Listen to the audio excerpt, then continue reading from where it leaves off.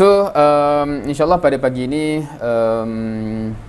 tajuk yang ataupun kupasan yang akan dibawa ialah kawaid dakwah ilallah. Siapa yang tu belah kanan tu snapshot bukunya lah. So ni buku, kalau anda punya buku macam ni dah agak lunyai sikit unfortunately. Semua ada ke buku ni? Ada ke reference kalau nak tengok? Ke tak ada? Berapa ramai yang ada? Ada ya? Ada yang tak ada? Ada PDF. Ada PDF. Okey. Okey, ada. Alhamdulillah. Okey, so kalau nak translate dia macam-macam translation ada. Kalau kat buku tu dia tulis asas-asas berdakwah. Tapi kalau anda pilih kat sini, salah satu translation yang anda guna untuk slide ni ialah prinsip-prinsip dakwah. Prinsip-prinsip dakwah yang kita akan bincangkan insya-Allah. Now, dalam tarbiyah kita kalau kita perasan ada bahan-bahan yang kita cover yang kategori dia yang anak akan biasanya kategorikan sebagai ni bahan fikrah dan ada yang mungkin lebih kepada bahan sakafah. Kalau anda just sebut begitu antum boleh terbayang ke apa contoh yang bahan fikrah, apa contoh bahan sakafah?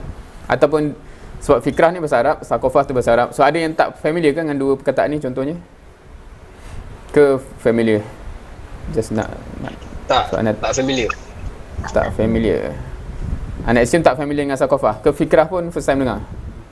Fikrah selalu dengar, sakafah jarang-jarang disebut. Betul. Okey. Sakafah jarang dengar Okey. Kalau apa muasafat 10 muasafat tu biasa dengar? Biasa dengar. Perasan tak ada sakafah kat mana-mana kat situ? Biasa. Siapa yang pernah dengar 10 muasafat tu dalam term Arab je mungkin akan perasan lah sakafah apa musakaful fiqh tu kan. Tapi kalau kita ambil translation ni mungkin tak ada lah sakafah tu So kalau disimplify ada bahan yang bersifat dia dia membawa kefahaman kita, cara fikir kita to a certain point. Dan ada bahan yang bersifat mungkin lebih ilmiah, lebih pengetahuan dan sebagainya. So fikrah tu more kepada bahan-bahan yang menghalakan cara fikir, in other words, dan bahan sakafah tu more kepada pengetahuan baru, ilmu baru, kan, benda-benda yang kita aware yang baru. Now, dan bahan macam ni bila kita cakap buku macam ni, dia mainly bahan fikrah lah. Dia bukan mainly nak bagi tahu something, tapi dia nak bawa pemikiran kita untuk berfikir in a certain way. So bila kita cover dua jenis bahan macam ni, dia ada perbezaan dia sebab objektif yang nak dicapai tu ada perbezaan. So dekat sini Ana just highlight beberapa benda just untuk kita put in context apa yang kita akan lalui pada hari inilah kan, sesi ni. Now, approach yang Ana akan bawa ialah berbentuk memperkenalkan prinsip-prinsip yang penting untuk difahami dan disedari yang akan menatijahkan bentuk dan cara berdakwah. Okey. Itu approach yang Ana akan bawa maksudnya nak introduce prinsip-prinsip yang tersenarai dalam buku ni yang penting untuk kita fahami dan untuk kita sedari. Dan prinsip-prinsip ni dia natijah dia kalau kita faham dan kita sedar, dia ada manifestasi kepada how kita melalui perjalanan dakwah. However, untuk meyakini setiap hujah yang dibentangkan dalam buku ni, harapnya antum ada sesi lain sebab sefaham mana kita ada 4 sesi yang hari ni hari first dan kita akan 4 sesi untuk cover semua dalam buku tadi ni. Yang mana ada 21 asas kalau kita tengok senarai asas yang ada 21 asas. Yang mana siapa yang pernah cover benda ni dalam usrah maknanya kadang-kadang satu asas tu pun ambil beberapa kali liqa usrah untuk habis So bila kita nak kompreskan ke dalam bentuk ni, so Ana just state awal-awal, maksudnya approach yang Ana akan guna ialah untuk memperkenalkan prinsip-prinsip tersebut yang perlu kita sedar, yang hopefully akan menatijahkan implikasi kepada cara kita melihat cara beramal. Tetapi setiap approach tu, setiap prinsip tu dia ada hujah dia macam-macam dalam buku ni, pembincangan pasal hujah dia, pendalilan dia dan sebagainya. Yang tu tak semua kita akan dapat cover dalam sesi yang ada sebab faktor masa tu lah. So harapnya kalau untuk meyakini contohnya macam bila dah cerita prinsip tu macam tak confidentnya betul ke kena macam ni, sebahagian daripada hujah tu mungkin akan sempat dibawa, tapi tak semua yang ternyata dalam buku ni akan mampu kita sumbatkan dalam sesi 4 sesi ni. So hopefully faham gitu so tapi at least hopefully dengan sesi ni semua prinsip tu antum akan dapat diintroduce, antum akan faham macam mana at least sedar dan appreciate ada benda tu, dan natijah dia bagaimana kita berdakwah akan dicorakkan oleh prinsip tersebut. Tetapi kalau ada apa dalil benda ni dan sebagainya, hanya sebahagian yang sempat di cover di sini. So itu harapnya faham approach yang dapat dibawa dekat sini. But in any regardless of that, sekiranya ada persoalan yang perlu rasanya kritikal untuk ditanya dan sebagainya along the way, mohon insya-Allah tanyakan insya-Allah. Alright. So tanpa berlengah lagi, kita terus masuklah kan dalam Sefahamanah. Hari ni kita ada daripada pukul 10 sampai pukul 12 So insya-Allah kita akan cuba cover at least hopefully sempat 4 asas yang pertama insya-Allah So dalam asas ni biasanya anda akan just letakkan dia punya bahasa Arab dulu dan terjemahan dia So kalau kita tengok asas yang pertama, seperti yang tertera dekat situ, al-qaidah al-ula, ad-da'wah ila Allah sabilun najah fid dunya wal akhirah. Ad-da'wah ila Allah sabilun najah fid dunya wal akhirah. Hopefully kita memfamiliarkan diri kita dengan beberapa perkataan asas bahasa Arab yang biasanya akan kerap berulang lah kalau kita bincang pasal dakwah, or even kita baca surah-surah surah-surah lazim terjemahan kat sini, dakwah kepada Allah, dakwah ila Allah, dakwah kepada Allah, sabilun najah adalah jalan keselamatan fid dunya wal akhirah, di dunia dan akhirat. Alright. So bila kalau kita just baca tu je, kalau kita tak baca konten dia yang lain, boleh appreciate dah ke agaknya nak cerita pasal apa kalau just sebut prinsip tu kan, dakwah kepada Allah adalah jalan keselamatan dunia dan akhirat. First, ada bayangan ke? Okey, insya-Allah faham. Dan kedua, dah sedia terima ataupun tak? Ada komentar? Ada komentar maknanya faham tapi macam tak yakin, tak faham tapi tak faham, mana boleh tiba-tiba yakin pula kan. Ada ni je. Kalau just terakan ni je tanpa huraian, boleh agak ke maksud dia ni, apa mafhum dia? Oh okey, dakwah kepada Allah tu lah jalan keselamatan dunia dan akhirat. Yakin tak yakin, faham tak faham? Dia nak komen maklum apa?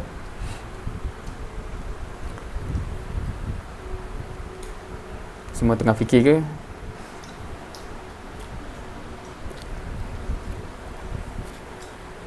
Ke semua dah tak faham dah ni?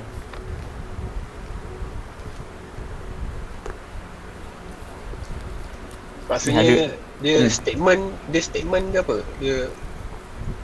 Dia statement. Yang ni, yang ayat ni statement ke ataupun soalan ke apa? Okey. Ini adalah prinsip yang pertama. Maknanya kita kata prinsip-prinsip yang akan dibentangkan ada 21 prinsip.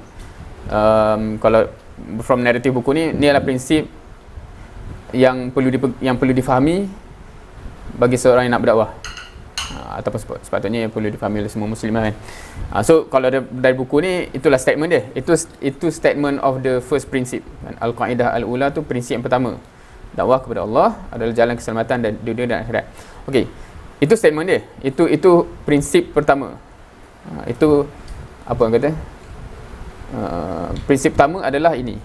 So soalan anda sebelum kita huraikan sebahagian daripada huraian yang ada dalam buku ni. Sebab nak kata kalau semua dah faham dan semua rasa faham dan semua rasa yakin, mungkin tak perlu dah dihujahkan panjang lebar sebab dah yakin dah kan. Kalau dia masih tertanya, anda rasa macam ada jalan keselamatan yang lain, ataupun anda tak faham macam mana dakwah tu jalan keselamatan dunia pula, sebab rasa macam makin tak selamat je kat dunia or whatever lah. So tu lebih kepada soalan ada kesangsian ataupun ada kesamaran pada statement ini.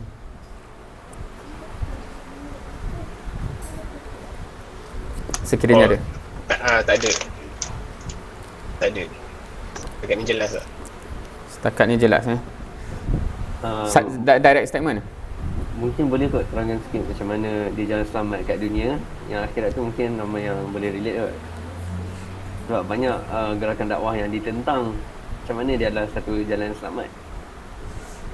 Alright. Menarik soalan tu. Okey, kita pergi sedikit kepada beberapa apa orang kata, bagaimana buku ni, apa tulisan ni, sebahagian daripada huraian yang disebut dalam buku ni. Now, dua ayat yang di bawah di awal-awal yang rasanya bila tunjuk ayat ni insya-Allah tak ada yang tak pernah tengoklah. Ayat yang pertama tu auzubillahi minasyaitonirrajim wa ma khalaqtul jinna wal ins illa liya'budun. Rasanya siapa-siapa yang ambil subjek agama dan SPM mustahil tak tahu ayat ni lah kan. Dan ayat kedua auzubillahi minasyaitonirrajim wa iz qala rabbuka lil malaikati inni ja'ilun fil ardi khalifah. Pun ayat yang familiar. So Ana tak kupas ayat ni, tapi ayat ni Ana assume kita semua dah kata ini adalah tujuan hidup kita, ini adalah paksi yang amat besar di sebalik keseluruhan kehidupan kita di dunia ni kan. So itu paksinya. Maknanya tidaklah Allah menciptakan jin dan manusia melainkan untuk beribadah. So that's the sole purpose. Dan kemudian dalam ayat yang lain tu, dalam surah Baqarah tu adalah menggambarkan function yang sepatutnya kita mainkan, ialah sebagai khalifah di atas muka bumi ni kan. Boleh terima tak based on dua ayat ni dan kita faham apa implikasi dia, jalan untuk merealisasikan dua-dua ayat ni adalah dengan dakwah. Kalau sebut macam tu, siapa yang faham? Faham, mafhum. Siapa yang macam apa kaitan dengan dakwah dua ayat ni? Ataupun sebelum kita pergi lebih lanjut, perlu justify kat sini ke faham dah? Maknanya based on dua ayat ni, kalau betul lah nak realisasikan dua ayat ni, memang kena berdakwah. Semua terima ataupun tak nampak apa kaitan?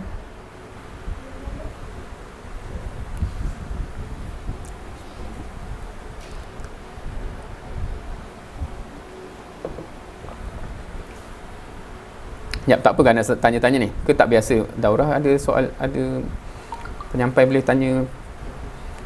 Kau takut ada terkejut je.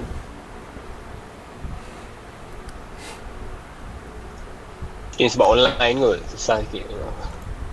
Tak boleh nak tuju. Tak boleh nak bagi mic. Semua ada mic depan laptop, dekat laptop sana. Ada? Simple je soalan dia ni. Maksudnya bukan suruh syarah ke apa Maksudnya kalau nak buat segmen macam tu, antum terus nampak kaitan ke? Betul? Anda nampak betul kalau betul lah kita nak realisasikan kedua ayat ni dalam alam yang nyata ni, memang kena berdakwah lah kita ni. Ataupun apa kaitan pula? Beribadah je lah, kenapa dakwah-dakwah pula kan. So maknanya more along that line. Sebab kalau ada benda yang perlu diperjelaskan sedikit, mungkin ada keperluan lah. Kalau dah jelas, tak naklah bazir masa kat situ. So itu fungsi soalan-soalan ni sebab of course anda boleh ambil je approach macam sangka baik je semua dah faham, senanglah sikit. Ataupun sangka buruk je semua tak faham, panjanglah daurah kita kan. So tapi itulah, ada respon ke soalan tu pun tak faham, tak tahu nak jawab macam ni. Apa soalan dia ni? InsyaAllah kalau ayat ni semua faham kot, sebab rasanya semua orang dah go through ayat ni sejak daripada awal lagi kan. So okay kan. Maksudnya ayat yang mana? Yang dua yang atas tu? Ke tiga-tiga ayat ni? Yes. Semualah. Semua Nak rasa semua orang dah go through kan. So okay lah nak rasa. Alright. Quite obvious lah. Semua setuju Assalamualaikum. Waalaikumsalam. Saya nak tanya sikit sebab dua ayat ni. Tujuan manusia diciptakan lah. Betul. Itu untuk beribadat dan juga menyembah kepada Allah. Dan satu lagi tu sebagai khalifah. Kalau nak dikaitkan dengan dakwah tu, macam mana tu? Interesting question. Macam kita cakap tadi, tak ada pula kata Allah kata suruh mengajak manusia lain untuk untuk menyembah dan beribadah ni. Okey. Okey, jazakallah khairan atas soalan. Ana menantikan soalan tu, especially kalau ada yang tertanya sebab ana rasa kau tanya mana-mana muslim biasa, dari dua ayat ni takkan timbul isu dakwah, betul tak? Maknanya apa kaitan dakwah pula kan? Beribadah je lah, solat, puasa, zakat, haji dah lengkap dah ayat pertama tu, contoh So sebab tu anda tanya, sebab kalau semua dah clear macam mana timbul dakwah tu, no problem. Tapi kalau macam apa justifikasi dia, kenapa timbul dakwah, ayat tu tak cakap dakwah pun. So itu soalannya lah. Now kalau kita pergi ayat pertama dulu antum meyakini bahawa Allah ciptakan antum, saya Allah menciptakan aku untuk beribadah. Of course itu confirm, semua orang akan terima Ataupun adakah Allah ciptakan supaya semua manusia ni beribadah kepada Allah? Dan kalau kita kata semua manusia lah kan, apakah caranya untuk merealisasikan benda tu? Sebab sekarang hakikatnya majoriti manusia tak beribadah lagi kan. So ni kita guna word beribadah walaupun word tu pun sendiri saya rasa bagi kebanyakan Muslim dia problematik sebab dia terbayang solat, puasa, zakat, haji. Okay? Walaupun liya'budun tu mengabdikan diri tu far beyond that So kalau nak merealisasikan daripada sekarang kepada semua manusia menjadi abd kepada Allah, boleh faham tak? So nak dari sini ke sana memang kena dakwah lah. Kalau anda cakap macam tu, boleh faham ke masih tak convinced? Faham. Boleh faham kan, sebab ke tak payah dakwah, paksa je kita guna pedang. Ada yang fikir macam tu ke? So kalau dia timbul macam tu bahaya juga. Walaupun ada anda tahu ada Muslim yang dia macam mindset dia kita paksa je lah semua orang kan. Kalau dia tak nak, kita pancung je kan. So hopefully kat sini tak ada. Tapi kalau ada, mohon adakan perbincangan khas untuk memahami balik Islam ni apa dia punya approach So itu satu. Yang kedua pula ialah khalifah. Yang khalifah ni pernah semua pernah lalu ke perbincangan pasal khalifah ni apa sebenarnya? Sebab ramai orang biasanya kalau perbincangan benda ni anda tanya macam khalifah ni hanya orang tertentu yang sepatutnya kena fulfill ke semua kita kena fulfill tugas khalifah? Majoriti akan kata semualah kan. Antum setuju ke? Maknanya aku pun kena jadi khalifah juga. Betul ke? Setuju. Okey. Dalam kepala cuba bayangkan bila anda kata khalifah, terbayang apa? Apa kerja khalifah? Antum terbayang apa? Cuba bayangkan just something lah, perbuatan yang khalifah tengah buat. Memimpin. Lagi? Memimpin tu apa maksud bayangan dia? Maknanya terbayang, jangan bayang perkataan bayang action. Kalau kita kata mekanik, cuba bayang dia buat apa? Mungkin kita terbayang dia repair something apa kan. Tukang pipe, kita apa bayangkan dia tengah tukar pipe ke apa pun kan. Allah alam. Khalifah dia tengah buat apa tu? Sebab biasanya kalau bayangkan memimpin tu dia akan nampak macam position leader kan, leader negara dan sebagainya. Tapi okey, cuba matchkan dua tu. Bayangan kita kerja khalifah dengan kita punya statement tadi, kata semua orang kena buat benda tu. Match tak? Tak. Macam tak match. So macam mana pula tu? Kata-kata semua kena buat, tapi bayangan kerja khalifah tu hanya few people yang boleh buat. So sebenarnya bukan kerja semua orang ke? Bayangan kita tu yang tak lengkap. Bayangan yang salah. Okey, kutip sampah interesting, jaga kebersihan, environmentalist, memberi manfaat mainly. Okey. Khalifah, okey, kalau cerita ni panjang pula kita tak sempat nak cerita kawat ini. Sebab dalam buku ni tak cover pendetailan benda ni sebab assumptionnya semua faham terus Kalau kita kata, kalau kita ambil ayat skema tugas khalifah secara konsepnya adalah memakmurkan, memastikan kemakmuran bumi, memakmurkan bumi dan sebagainya. Ayat-ayat macam tu antum terima ke? Kalau anda boleh ke tu. Kalau kita jawab exam SPM ke apa kan.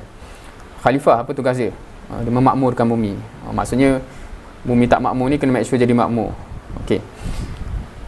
Kalau anda tanya, adakah bumi tak makmur mainly sebab apa? Apa sebab yang bumi ni tak makmur? Kan adakah sebab kurang pencakar langit, sebab tu tak makmur, ataupun apa kan? Kita akan identify isu yang paling problematik yang menyebabkan bumi tak makmur ni ialah orang ialah isu orang, penjenayah dan sebagainya kan. So maksudnya kalau kita risau anak kecil kita main kat luar pun takut keselamatan dia, Itu dah menunjukkan ketidakmakmuran. Maknanya kita risau sebab penjenayah yang ada, penjahat yang ada dan sebagainya.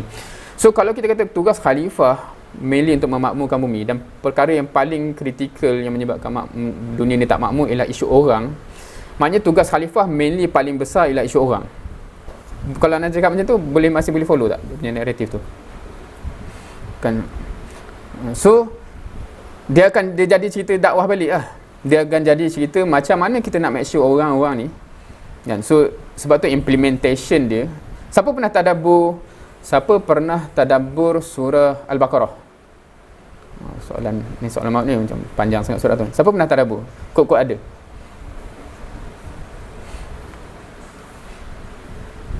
Surah Al-Baqarah. Tadabbur surah tu lah. Belum Now, kalau kita perasan di peringkat awal surah Al-Baqarah, ayat ni muncul kan, wa iz qala rabbuka lil malaikati inni ja'ilun fil ardi khalifah, dalam ayat 30 macam tu kan. Maknanya masa setting of the surah. Kemudiannya lepas tu sepanjang-panjang cerita tu kita akan perasan banyak cerita senior kita Bani Israel, yang mana mereka dapat tugas khalifah tu basically, kalau kita guna tema tu tetapi again and again kita tahu apa kerenah mereka kan. Nabi bawa ke mereka misi tu, mereka yang sepatutnya membawa panji tu sebagai khalifah untuk memakmurkan bumi dan sebagainya, tapi apakah kita tahu apa yang mereka buat dan again fail and then di pertengahan surah Al-Baqarah dia shift kan. Ayat apa? Ummatan wasata tu kan, wa kadzalika ja'alnakum ummatan wasata litakunu syuhada'a 'alan nas wa yakuna rasul 'alaikum syahida. Siapa yang familiar dengan tajuk macam syahadatul haq dan sebagainya, biasa familiar dengan ayat ni kan. Apakah cerita tu wa kadzalika tu dia refer kepada apa? Sebab kat situ ayat yang tengah membincangkan peristiwa perubahan kiblat daripada Masjidil Aqsa kepada Masjidil Haram. So apakah signifikan perubahan kiblat? Kalau kita macam sekarang kita susah nak faham apa yang isu sangat ubah kiblat. Isu bukan isu kepada umat Islam isu kepada orang Yahudi. Dia tak puas hati. Kenapa? Apa masalah? Siapa pernah fikir macam tu? Apa masalah dia nak gaduh? Kita menghadap sini, kita menghadap sini. Kita tension tak kalau apa pasal pak cik Cina kat sebelah tu kan, semalam dia menyembah kat belah sana, sekarang dia menyembah kat sana pula. Kita sanksi semacam ke? Kita pedulilah dia agama dia kan. So kenapa, apa isu besar yang timbul bila perubahan kiblat? Sebab kalau dalam bahasa lain kalau sebab tu anak suka kalau translation English, ummah tu dia jadi ummatan wasata, dia jadi the middle nation So kalau in English every nation have its capital. Faham ke macam mana tu? Setiap nation tu ada capital city dia. Bila capital city of yang Allah letakkan berubah daripada Masjidil Aqsa kepada Masjidil Haram, dia menandakan habisnya legasi Bani Israel, bermulanya legasi umat Nabi Muhammad SAW. Sebab tu yang dia marah, sebab legasi dia habis. Faham ke macam tu? Maksudnya mereka sudah tidak lagi diberikan tugas khalifah, dia orang dah habis cerita, dia orang dah fail. Sekarang wa kadzalika, dengan perubahan kiblat ni lah, wa kadzalika ja'alnakum ummatan wasata, kamu pula sekarang jadi umat pertengahan, litakunu syahada 'alan nas, untuk menjadi saksi kepada manusia, dan Allah menjadikan Nabi Muhammad SAW saksi kepada kamu. Right, so now berubahannya capital, kita menjadi khalifah sekarang, dan tugas untuk itu so dia jadi macam, kalau kita faham benda tu dan sebagainya, dia ada tema yang kalau kita baca lepas tu pula kita cakap pasal tadabbur Al-Baqarah tadi. Sebelum tu dia cerita senior kamu yang dapat tugas khalifah tapi dia fail, jangan ikut jangan ulang peristiwa yang sama.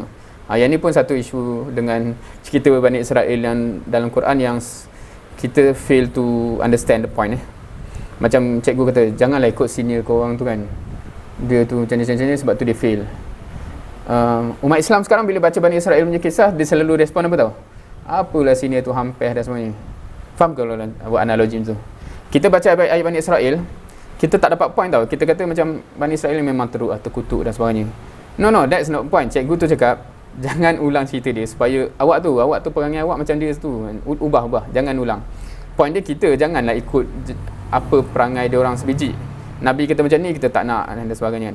Itu perangai dia orang yang kita masih ulang sampai sekarang. So, lepas habis cerita senior kita, now kamu punya cerita. Kalau kita perasan surah Baqarah yang second half, semua ayat-ayat tanggungjawab, betul tak? Tanggungjawab khalifah kita banyak tu. Daripada kutiba alaikumus siyam, tu personal level. Kutiba alaikum iza hadara ahadakumul maut, wasiat, so wasiat. Lepas tu kutiba alaikumul qital dan sebagainya kan. Maksudnya jihad, dakwah, kutiba alaikumul qisas. Ada ayat pasal hutang yang panjang tu kan, dan sebagainya. Maknanya kalau kita perasan, itu semua tanggungjawab khalifah yang kena buat. Segala hukum hakam tu make sure dia jadi realiti atas muka bumi. Itu kerja khalifah. So dia akan ada elemen dakwah dan jihad yang panjang daripada individual level, macam nak buat orang puasa apa semua tu, dakwah lah.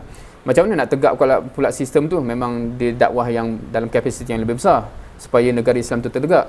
Macam mana pula yang lepas-lepas tu kan, tu dah hubungan antarabangsa pula. Kerja khalifah semua benda tu sampai satu hatta la takuna fitnah wa yakuna ad-din kulluhu lillah. Right. So kalau siapa yang baca ayat tu, banyak tanggungjawab khalifah yang kita kena buat. Kita lah, setiap kita kan. Siapa yang pernah rasa macam tu? Ke bila baca tu, tak, bukan kaitan aku, apa kaitan aku dengan menegakkan hukum? Tadi kata setiap kita khalifah kan. Okey. So bila baca tu, naturally kita akan ada tendensi macam tak mampu nak buat, tak nak buat. Tapi yang bestnya ayat last surah Al-Baqarah, Allah terus jawab soalan tu. Tak mampu nak buat, Allah cakap apa? Siapa ingat ayat last surah Al-Baqarah? Siapa yang baca mak surat mesti ingat kan? Siapa ingat? Macam test lah pula kan. Yes. La yukallifullahu nafsan illa wus'aha. Kalau kamu tak mampu, aku tak bagi kerja ni. The fact that aku bagi, kau mampulah tu. Macam tu lah mafhum dia. So kita tak boleh nak berdalil sebab ada orang kata macam ni. Saya rasa tak mampulah. Datuk Ustaz jawab macam kan. Jangan Allah kata kau mampu. Kau cakap kau tak mampu. Aku nak percaya kau nak percaya Allah. Ada ustaz yang jawab macam tu je kan. So quite interesting kalau siapa yang tadabbur balik surah Al-Baqarah from that perspective. Kan? Okay. Tukar khalifah ni pernah dibagi kepada senior kita dulu. Malangnya itulah reaksi mereka. Legasi mereka habis. Sekarang sepatutnya jadi legasi kamu. Tukar khalifah pada kamu. Kerjanya ini. Laksanakan. Rasa tak mampu, Allah dah jawab, kalau tak mampu aku tak bagi tugas ni kat kawan. So itu kita cerita, maknanya elemen kita tak akan dapat lari dari elemen dakwah. Bukan hanya dakwah, kalau kita baca surah tu dia akan masuk dakwah dan bersih dakwah yang high level lah, dakwah jihad dan sebagainya. Tapi hari ni kita just sebut, kita masih bincang pasal dakwah lagi, dakwah in the sense that menyebarkan Islam tu. Belum lagi masuk kepada perbincangan yang lebih besar pasal jihad dan sebagainya, yang itu mungkin akan ada juga disebut nanti dalam asas yang minggu-minggu akan datang insya-Allah.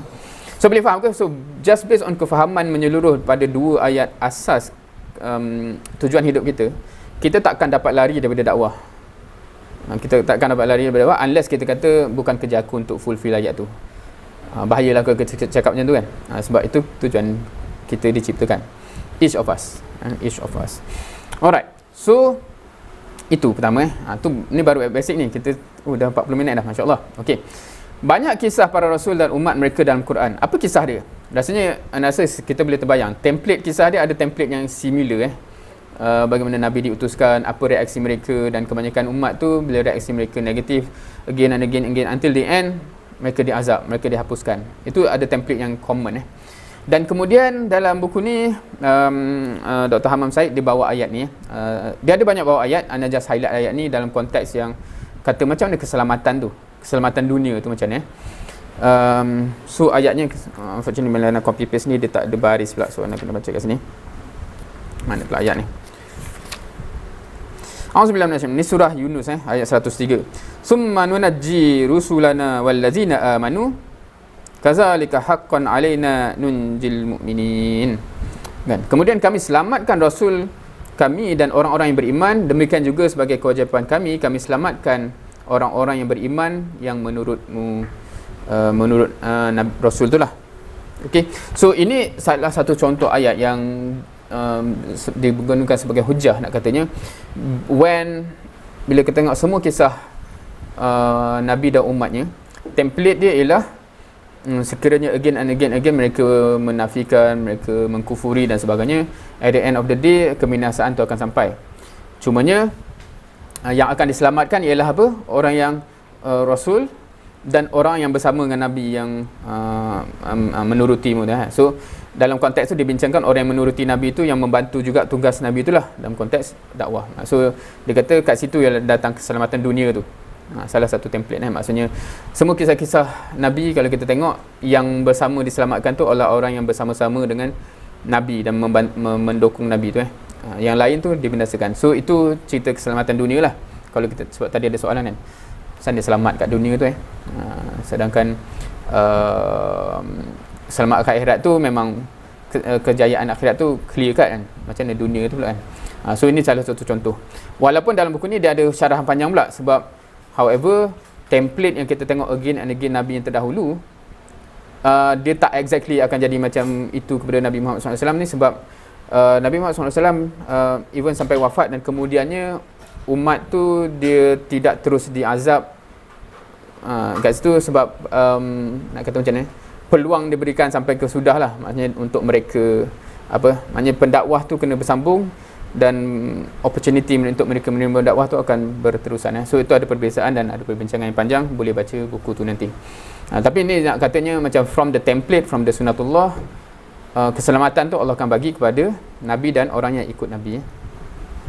So dipendekkan cerita, kalau kita simpulkan ni daripada banyak perbincangan dalam buku ni, satu keyakinan yang menyebabkan da'i ni familiar pendakwah yang berdakwah sentiasa akan istiqamah, sungguh pun perlu mengorbankan seluruh jiwa raga dan menempuhi pelbagai mihnah dan cabaran sekalipun ia tugas yang sukar, tetapi ianya umpama makanan yang lazat serta merupakan suatu yang besar pengertiannya pada jiwa. Okey, ni dah khulasah kepada asas ni. Maksudnya sekiranya asas yang pertama ni difahami, maka natijahnya seperti yang disebutkan kat situ lah, maknanya para da'i tu akan rasa dia akan still akan istiqamah walaupun mencabar, dan walaupun physically zahirnya macam macam tak best kan benda tu kan, tetapi dia still rasa benda tu lazat, benda tu menghidupkan jiwa dia.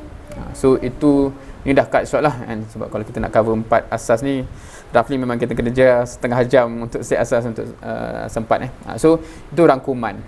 So kalau cerita yang dalam buku ni ada lebih panjang pendetailan cerita dia tu, so boleh baca untuk dapatkan penjelasan lanjut. Tapi at the end of the day itulah gambaran dia. Maksudnya mindsetting kita maknanya tasawur kita kepada dakwah tu. So first kali sebelum kita cerita asas-asas lain, what is our perception terhadap dakwah? Kan sebelum kita nak cakap so tak kat mana aku nak berdakwah ke apa, sebelum nak cakap soalan-soalan itu implementation dan sebagainya, first what is our perception? Dan kat sini asas ini sepatutnya meng-create satu perception yang kita amat positif terhadap dakwah itu sendiri kerana itulah macam kita sebut-sebut tadi. Wallahu alam. Itu adalah asas yang pertama. Kita terus untuk kepada asas yang kedua. Sudah 10.40 dah. Okey, asas yang kedua. Yang ni pun harapnya ada yang pernah dengar benda ni. At least kalau translation kepada benda ni. La yahdiyallahu bika rajulan wahidan khairul laka min humurin ni'am. Kalau ikut baris kat sini. Okey, ataupun translation dia seseorang. Okey, ni anda just ambil ikut buku ni punya translation tapi kalau anda ikut satu persatu, la yahdiyallahu bika, sekiranya Allah memberikan hidayah. Maknanya kalau dia punya sekiranya memberi hidayah oleh Allah, tapi dia macam susah pula structure word kalau kita ikut sebiji-sebiji kan. Tapi sekiranya Allah memberikan hidayah dengan sebab kamu, bika rajulan wahidan, seorang lelaki, seorang je pun, khairul laka, lebih baik untuk kamu, min humurin ni'am, lebih baik daripada unta merah. So kalau kat sini translation in context dia sebut seseorang mendapat hidayah daripada Allah melalui daya usahamu adalah lebih baik dari unta merah. Tapi itulah, hanya Ana suka juga still go back to the ayat bahasa Arab tu sebab dia ada implikasi tertentu. La yahdiyallah tu maksudnya again siapa yang bagi hidayah? Allah. tapi dengan asbab kamu. Itu pun better for you, khairul laka min humurin ni'am. Siapa yang first time dengar hadis ni? Ni actually petikan hadis asas yang kedua ni dia sebiji ambil hadis. La yahdillahu bika rajulan wahidan khairul laka min humurin ni'am. Walaupun ada lagi satu hadis yang apa khairul laka min ad-dunya ma fiha, lebih kurang macam tu bunyi dia, atau maqal. Itu pun biasa orang guna juga, sebab kita biasanya macam unta merah apa benda tu kan. Dunia dan seisinya lagi terliu kan. Tapi saya rasa kenapa yang ni lagi famous mungkin sebab status kekuatan hadis Anyway, ada yang first time dengar benda ni? Ada yang pernah dengar dah? Boleh dapat gambaran apa benda ni?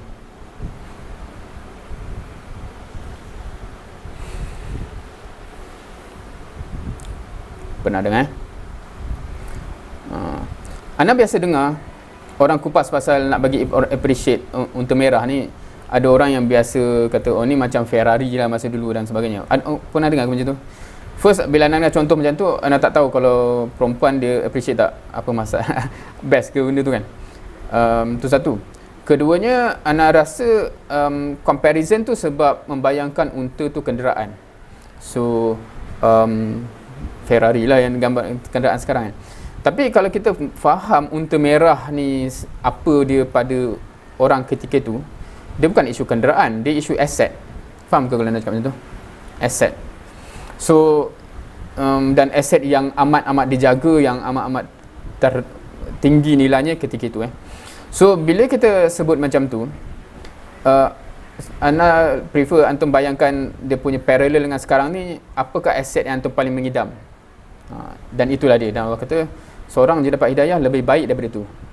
Bukan equal tu, but better than Maksudnya aset kita apa yang kita, aku nak bayangkan ada mahligai di atas gunung yang ada swimming pool, ada tasik di sebelahnya. Tu contoh aset orang yang macam sekarang ni kadang-kadang lebih terliu dengan real estate yang hebat-hebat so itulah perumpamaan unta merah kalau kita nak kata from that perspective so dia sepatutnya membuatkan whatever yang kita terliu, yang kita nak sangat kat dunia ni, Allah kata seorang je dapat hidayah is better than yang kamu terliu tu. So kita kan sepatutnya lagi terliu untuk ni.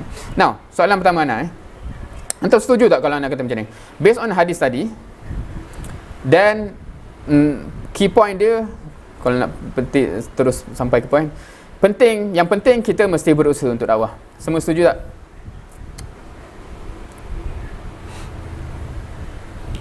Setuju. Ada yang tak setuju? Setuju. Kita ada berapa orang ni? Yang lain ke ada yang dengar kat telefon susah nak type?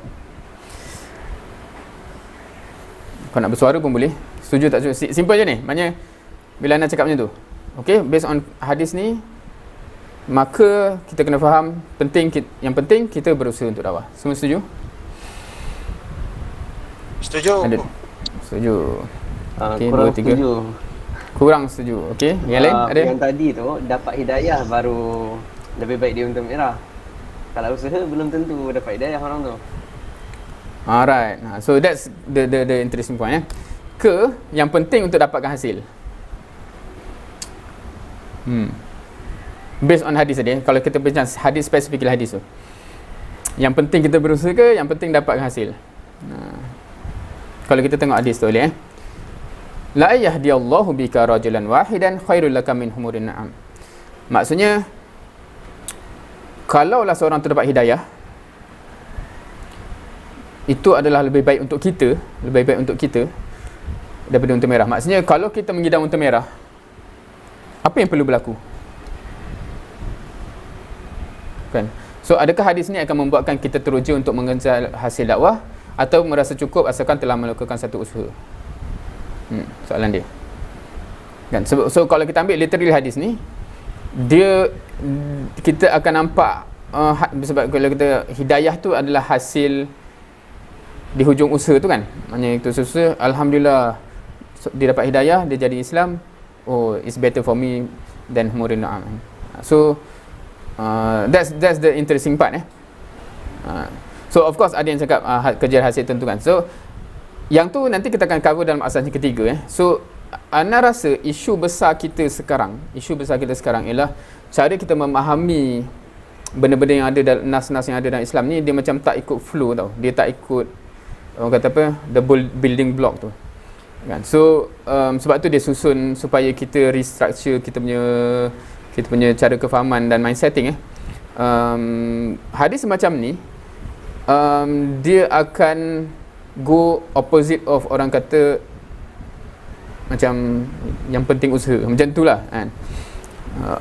Faham ke? Dan kita tengok dia punya syarah so hadis ni quite clear. So kalau kita nak, selagi tak ada orang dapat hidayah, tak dapat lagi janji tu kan. Kalau kita ambil literal hadis so besar sangat ke kesan tercapainya hasil tu besar sangat ke isu hasil dakwah ni. So ada beberapa point yang di-highlight dalam yang di-highlight dalam asas yang kedua ni. Satu, orang yang terima dakwah dia akan terselamat dari neraka. Maknanya bila dakwah tu sampai ke mereka menerima dakwah tu, dia terselamat daripada neraka. Faham ke? Maksudnya the pemisah antara mereka na'udzubillah masih kekal menuju ke neraka kepada alhamdulillah dia dah menuju ke syurga ialah menerima dakwah tu. Maksudnya kalau kita ambil dalam konteks dakwah yang basic tu ialah daripada seorang yang tidak Islam kepada menerima Islam. So benda tu memisahkan antara isu neraka dan syurga. So dia jadi macam that's the point yang kita kejar lah kalau from this perspective. Sebab kalau kita aku yang penting aku dah dakwah kat dia, biar je lah dia masih ke neraka kan, banyak jap macam tu kan. So from the perspective of mengharapkan dia terselamat daripada neraka tu, mindsetting kita ialah dia kena sampai dia actually menerima dan implement Islam dalam kehidupan dia. So kalau dalam asas pertama ni kalau kita baca dan dia relate dengan balik hadis tadi pasal ganjaran, maksudnya tak ke layak orang yang contribute directly kepada orang terselamat daripada neraka dan menuju ke syurga tu, ganjaran untuk dia pun sepatutnya amat besar. Sebab kesan yang dia bagi itu cukup besar kepada orang yang didakwahi. Boleh faham So tapi benda ni akan fall apart lah kalau kita kata kita dah dakwah dah kan, walaupun seorang pun tak terima Islam kat Malaysia ni, tapi at least kita dah buat kempen. Dalam konteks yang point yang pertama ni macam we have not impacted anything yet, sebab tak ada orang yang beralih daripada neraka ke syurga from that perspective So itu sisi yang pertama sisi yang pertama.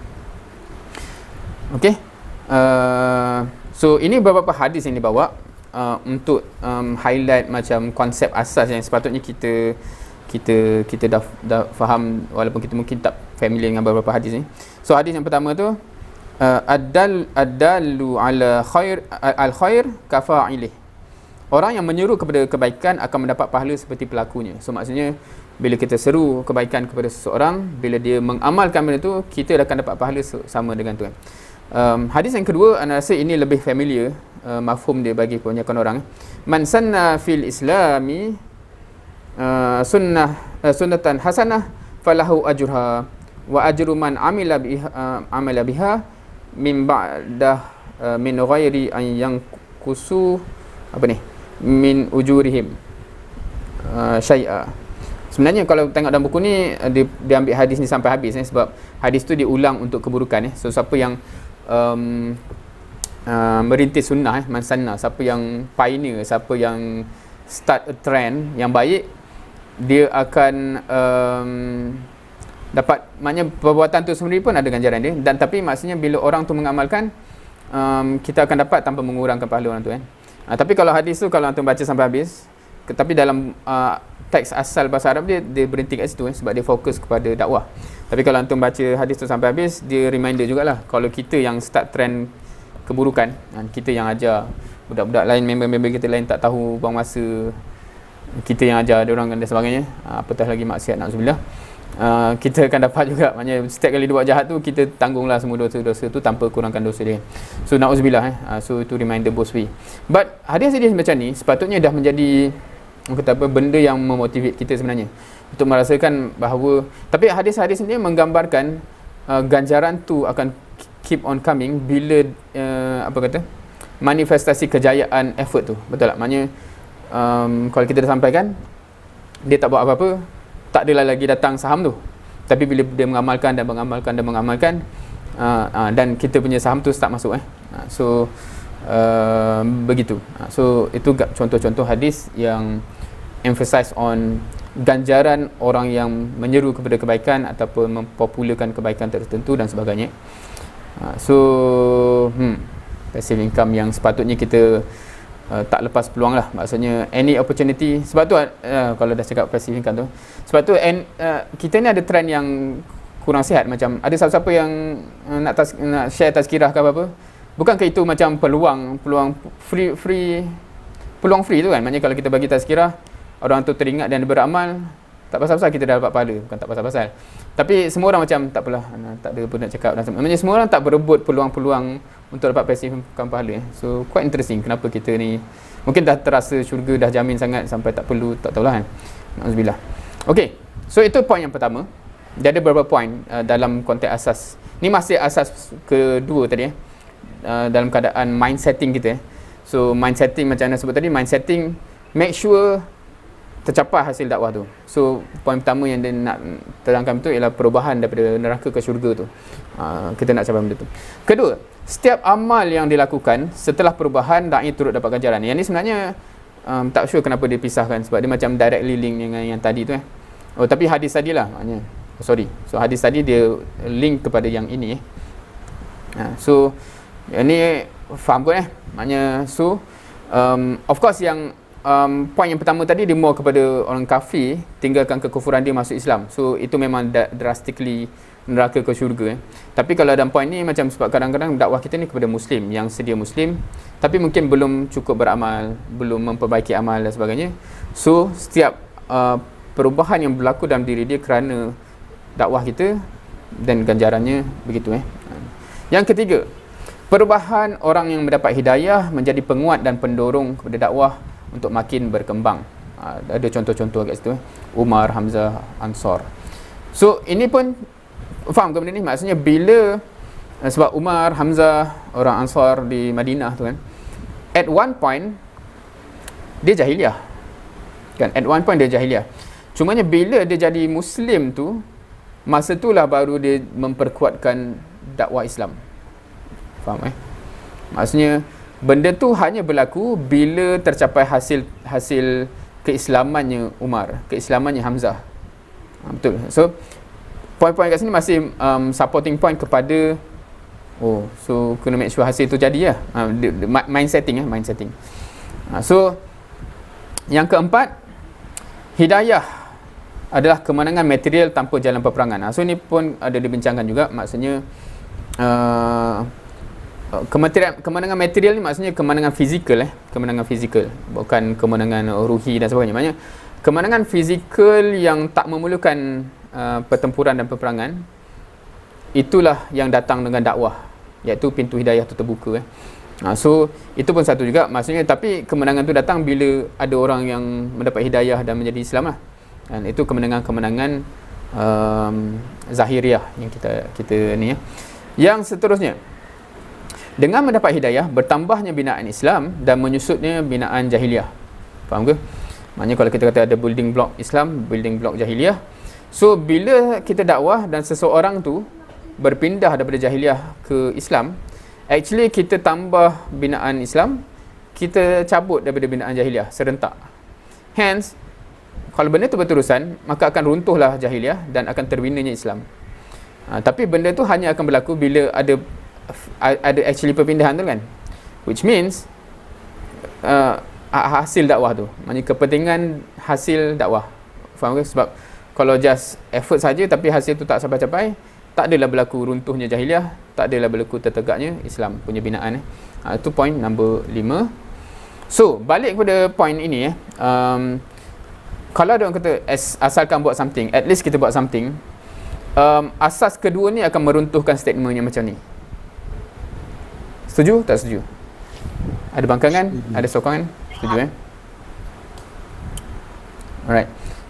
So kita masuk kepada asalis. Dan kat sini yang kita akan address pula yang tadi ada yang dah sebut pasal hasil tu di tangan Allah kan.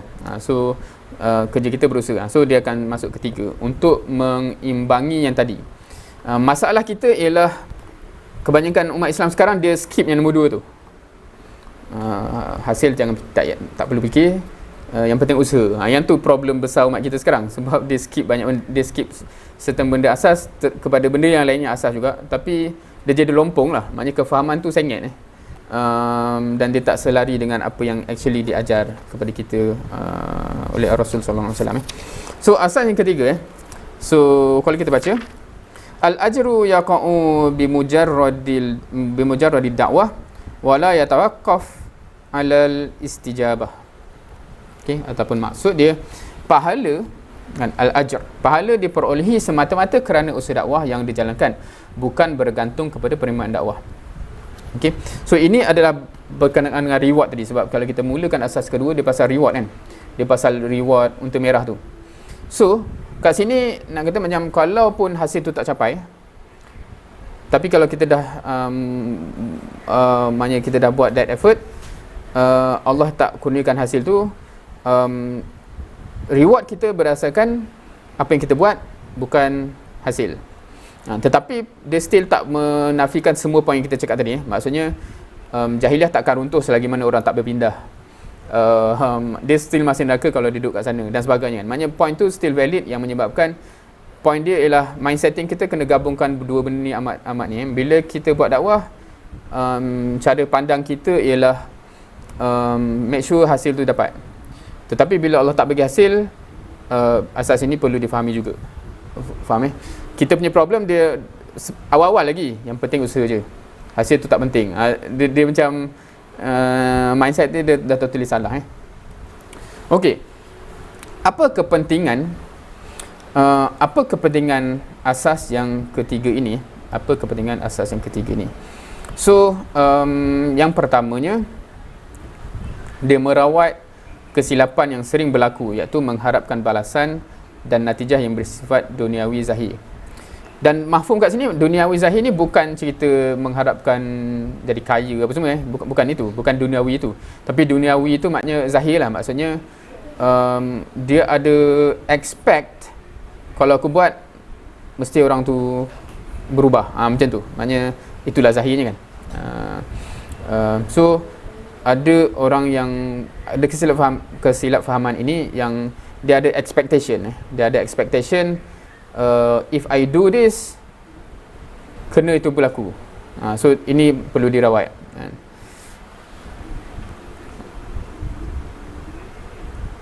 Okay. So dalam konteks ini, anda rasa kita boleh appreciate mindsetting yang penting yang Allah SWT tanam kepada para nabi, termasuk Nabi Muhammad sallallahu alaihi wasallam, dan dia tergambar dalam banyak ayat Quran. So mindsetting yang amat penting. Contohnya apa? Dalam kawan ini ada petik contoh kisah Nabi Nuh dalam Quran. Kita tahu effort dia, dan kita tahu penerimaannya tak kat mana. Kan semua family kisah Nabi Nuh. So again, kisah-kisah Nabi dalam Quran ni mainly adalah untuk merawat dan mindsetting, maknanya to get go is mindsetting pada Nabi SAW, hakikat sunatullah perjuangan ni, dengan cerita pasal senior-senior Nabi yang sebelumnya kan. So di mindsetting, dan kemudiannya bila menghadapi sesuatu benda, Allah pun bawa balik kisah-kisah yang berkaitan untuk kata do not be in despair dan sebagainya, sebab inilah part of the sunatullah. Nabi terdahulu pun that is the story. So itu maknanya jangan tersilap expect, yang maksudnya just kerana kita buat dakwah yang terbaik itu for sure orang akan terima kan. Kedua, kalau kita tengok dalam Isra' Mi'raj, dan ketika Isra' tu kalau tengok kalau kat sini ada dia punya hadis. Adakah hadis dia kat sini dia sebut? Dan ana just baca kat sini. Hadis riwayat Tirmizi, ketika Nabi SAW diisra'kan, baginda telah dibawa melalui para nabi yang bersama dengan mereka satu kaum. Terdapat satu kaum. Kemudian terdapat para nabi yang bersama dengan mereka manusia yang ramai. dan terdapat juga para nabi yang tidak ada seorang pun bersama dengan mereka. Apa mind setting kat situ Bila nabi dibawa untuk ditunjukkan, oh ada nabi yang ada satu kaum ada satu kaum yang bersama dengan dia. Ada pula nabi yang ramai manusia belakang dia. Ada yang nabi yang tak ada orang pun belakang dia.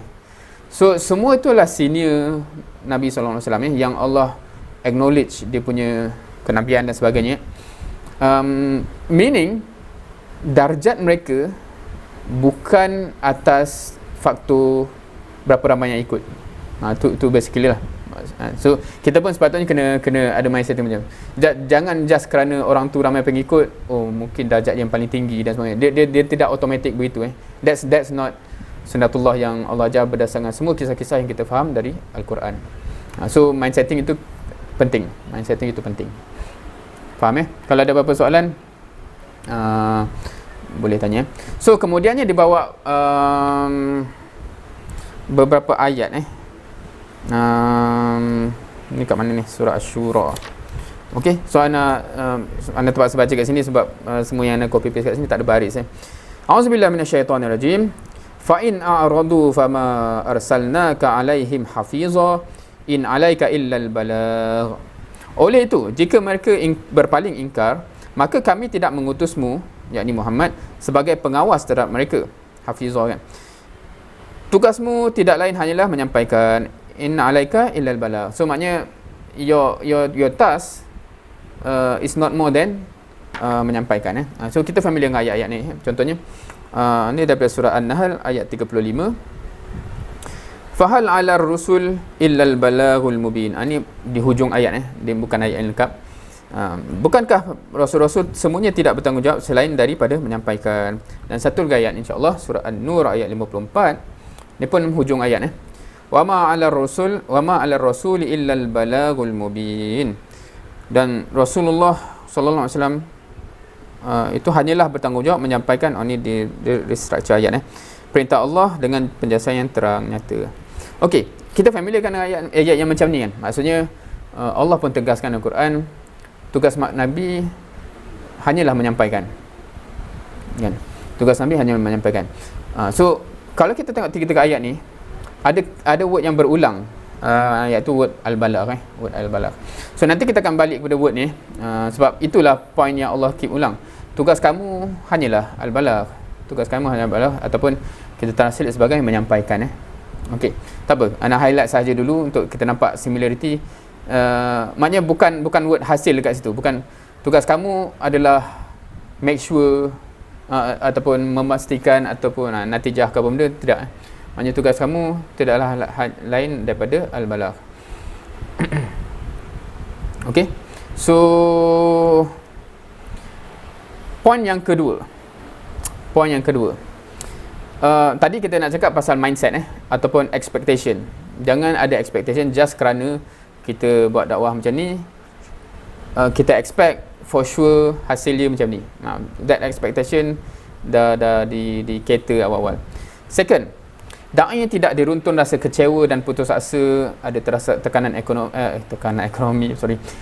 emosi dan sebagainya. So ni dia mungkin juga directly correlate dengan yang tadi. Kalau kita ada expectation tu tend to be, kita akan ada perasaan ini bila kita tengok benda tu tak ada. So ini benda yang dikaitkan juga dalam asas yang ketiga ni. Da'i tak diruntun rasa kecewa dan putus asa, tekanan emosi dan sebagainya, especially bila melihat respon-respon yang tertentu. Tak tahu berapa ramai kita yang dah pernah rasa benda ni kan. Mula semangat nak bawa usrah kan, lepas tu lepas 2-3 minggu yang stres macam rasa macam losernya aku kan dan sebagainya. Ada yang rasa begitu kan. So itu antara benda yang nak dirawat juga. Maksudnya janganlah kita ada expectation in a certain way dan terkesan negatively sebab kita tak faham asas yang ketiga ini. Okay. So Allah tidak membebankan di luar kemampuan kita. Meaning apa? Kan kita, anda rasa kita semua yakin dengan fakta ni. Allah tak membebankan di luar kemampuan kita. So apa yang within kemampuan kita dan apa di luar kemampuan kita? Usaha sehabis baik adalah kemampuan kita. Right? Maknanya untuk buat effort sebaik mungkin dan sebagainya, that is our capability. So kita dibebankanlah sebenarnya dengan tu. Tapi untuk beri hidayah itu memang di luar kemampuan kita. So janganlah kita blame diri kita isu yang bukan bidang kuasa kita tu kan. Tapi kita sepatutnya memang blame diri kita kalau kita tak buat yang kita mampu tu. Usaha pun tak baik mana pun. So itu satu cerita. Of course isu kalau orang tu tak dapat hidayah ataupun belum dapat hidayah dan sebagainya, Allah tak membebankan di luar kemampuan kita. So itu bukan burden yang akan dipersoalkan. Yang ketiga, okey, poin yang ketiga within asas yang ketiga ni, kenapa penting kefahaman yang tadi, merawat penyakit istijal. Okey, ni satu lagi perkataan bahasa Arab. Familiar ke dengan istijalan? Istijal. Rasanya ada satu hadis yang biasa orang familiar dengan word ni kan, yang hujung dia walakinnakum tastajilun, macam tu kan, tapi kamu ni tergesa-gesa. Familiar dengan hadis tu? Biasa itu ana rasa hadis yang paling famous yang dengan word istijal ni, bila ada sahabat minta Nabi doa dan something tu kan. Okey, so kefahaman asas yang ketiga ni penting untuk merawat penyakit istijal dan sikap menjadikan hasil dunia sebagai syarat meneruskan dakwah. Yang ni yang biasa berlaku sebenarnya dalam kita ni kan, secara tak sedar. Apa maksud dia? Maksudnya tergesa-gesa tu satu hal. Maknanya macam kalau bahasa yang biasa kita guna ialah sebelum sampai masa kita nak petik dah buah tu, dia belum masak lagi kita dah nak petik, tak sabar kan. Itu satu hal. Satu hal lagi ialah kalau macam ni lah aku tak nak continue lah. Siapa yang pernah pengalaman macam tu kan? Maknanya the reason kita stop tu sebab isu hasil. The reason kita stop isu hasil. So itu tend to berlaku kerana asas inilah. Okay. Satu benda yang hopefully by now kita dah familiar, sunatullah yang tergambar secara jelas daripada sirah atau kisah-kisah Nabi, especially dalam Al-Quran. So sunatullahnya apa?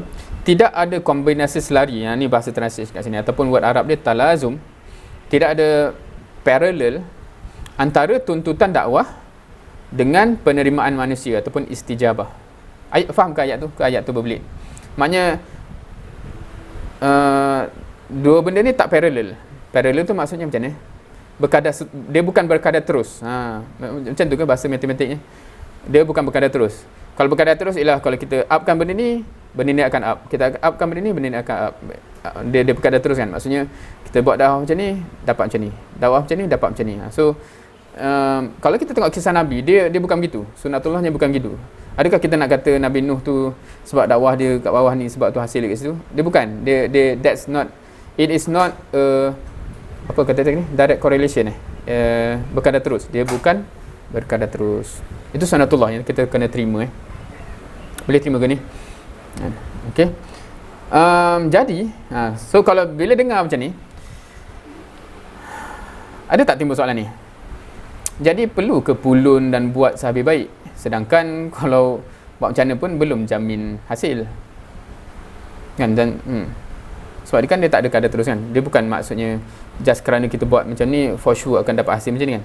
So perlu ke pulun dan buat sehabis mungkin? Sedangkan dia tak jamin kan. Ada dalil, ada hujah. Kenapa pula awak cakap macam tu? Sebab awak suka susahkan saya kan. Adakah adik-adik yang cakap macam tu? So Allah tak tengok hasil. So asalkan kita buat something. Ini pun ayat yang agak famous juga, awqamokol lebih kurang. Allah tak tengok hasil asalkan kita buat something. So betul ke statement macam ni? Nah, dekat sini Ana nak highlight beberapa benda yang kita dah sebut tadi. Ada bunyi. Okey. Yang kita dah sebut tadi. Balik kepada 3 ayat ni. Bila Allah kata kepada Nabi Muhammad sallallahu alaihi wasallam, kerja kamu tak lain daripada melainkan al-balagh ataupun al-balaghul mubin. So kita nak highlight. So al-balagh ni apa? Sebab itulah benchmark dia kan. Maknanya bila Allah kata tugas kamu, mas'uliyah kamu tak lain hanyalah al-balagh. So point dia ialah kalau kita faham ayat macam tu, as long as kita capai al-balagh, settle lah kerja kita kan. Tapi kalau tak capai, tak settle, still tak settle lah kan. Maknanya dia dah tak boleh nak pergi beyond al-balagh tu, macam itu dah di luar kemampuan kita. So tugas kita adalah hanya al-balagh. So dia dalam bahasa kita biasanya menyampaikan cumanya kita nak bawa kepada bahasa Arab ni sebab dia ada isu translation faham ke kalau dia ada isu translation anda sebut macam tu, maksudnya cara kita faham word menyampaikan tu kadang-kadang tak fit word al-balagh, dia jadi isu kat situ. Okey, so kalau anda rasa ayat yang lebih tepat Allah tak tengok hasil asalkan kita settle al-balagh. Kalau nak cakap macam tu bagus. So jomlah kita settlekan al-balagh. Apa al-balagh tu? Datanglah kaedah yang keempat. Kaedah yang keempat apa dia? So tengok Arab dia. Okey. Alad da'iyah an yasila ila ratbah al-muballigh wa ay yas'a ila al-balagh, ataupun dalam bahasa terjemahan dia, seorang da'i itu berkewajipan mencapai tahap muballigh dan berusaha untuk menyentuh kalbu dalam menyampaikan dakwah. Okey, ni dah mafhum dah mafhum. Tapi kalau anda buat bahasa just nak stick to ayat tu bagi mudah, dan wa yas'a ila al-balagh, maknanya dia kena berusaha sehingga settle al-balagh. Faham ke? Boleh kaitkan dengan tadi Antum terima ke again ayat ni based on dalil tadi? Kalau kita nak cakap lepas ni jangan guna ayat ni lah. Jangan guna ayat ni kan. Asalkan kita buat something. Itu tak valid. Mana ada ayat yang kata asalkan buat something? Allah kata asalkan kita settle al-balagh. So apa benda al-balagh tu akan diperincikan dalam asas yang keempat. Sebelum nak masuk asas keempat, ada persoalan ke?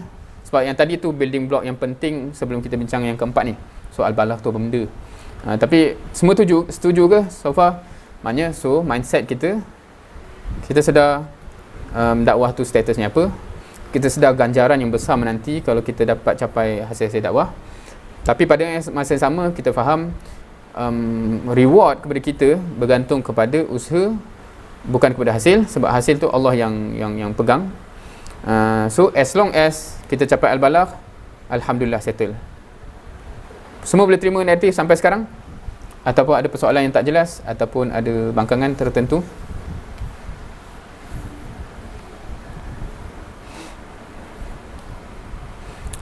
Boleh setuju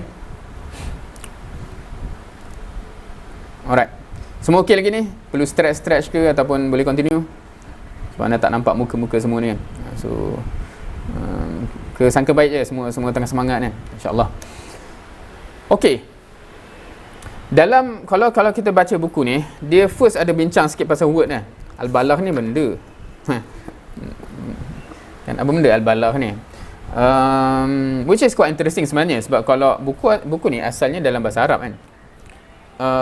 Sebab kalau kita memang logik kita faham, kita tanya kan, sebab word al-balagh tu bahasa Arab kan. So kita dalam bahasa Melayu, al-balagh tu apa benda? Tapi kalau dalam perbualan antara orang Arab dengan Arab pun dia kena perincikan apa maksud al-balagh. So maksudnya perkataan tu sendiri pun mungkin disalahfahami kan. So al-balagh ni apa?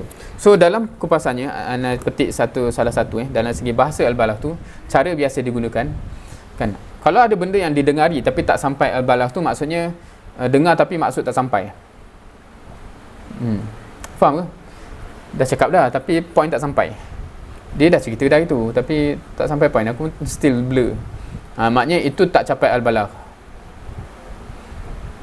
Boleh faham which is quite interesting tau sebenarnya. Dalam bahasa Melayu, menyampaikan dia ada word sampai kat situ. Perasan tak? Menyampaikan tu daripada word sampai. Tapi cara kita guna word menyampaikan, kita tak kisah sampai ke tak sampai. Faham ke kalau anda cakap macam tu? Maknanya aku dah sampaikan dah itu. Sampai tak? Tak tahu, tapi aku dah sampaikan. Ya, kau cakap apa ni kan? Maknanya word yang kita guna mungkin lebih kepada yatakallam kan.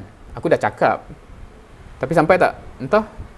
Tu kau belum pastikanlah sampai. Tu maknanya kau bercakap.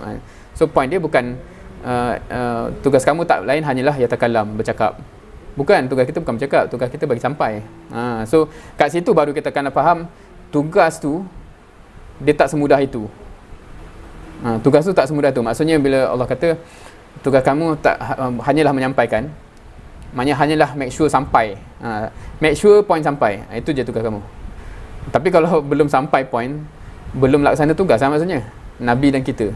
So Bila kita fikir macam tu lah, maksud menyampaikan dengan mana orang tu faham. Yalah, kalau orang tu tak faham, tak sampai lah, tak sampai point. Dia tak faham, apa benda kau cakap ni kan. So kat situ yang akan asasnya akan jadi panjang sikit bila banyak pendetailan macam anda cakap ni sampai sekarang ni sampai tak? Sebab kadang-kadang ada orang memang tak sampai. Sebab anda bila sebut macam ni baru anda teringat kadang-kadang ada orang yang dah habis pengisian baru dia cakap, anda cakap laju sangat, anda tak dapat nak tangkap. Maksudnya tak sampai lah tu. Betul tak? Tapi itulah sebab anda tak perasan anda cakap laju kadang-kadang, atau sampai level setengah orang tu dia tak boleh nak catch up. So itu contoh tak sampai. Maknanya anda tak settle lah tugas anda. Faham So kat situ yang jadi consideration dia. So macam mana? Apakah? So maknanya anda tak settle tugas lagi. Na'udzubillah. Okey. Dekat sini dia nyatakan beberapa point yang anda rasa anda nak tanya antum sanggup terima ke tak?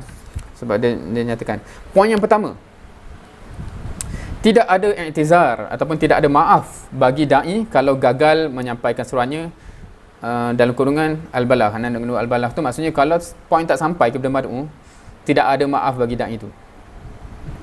Siapa boleh terima?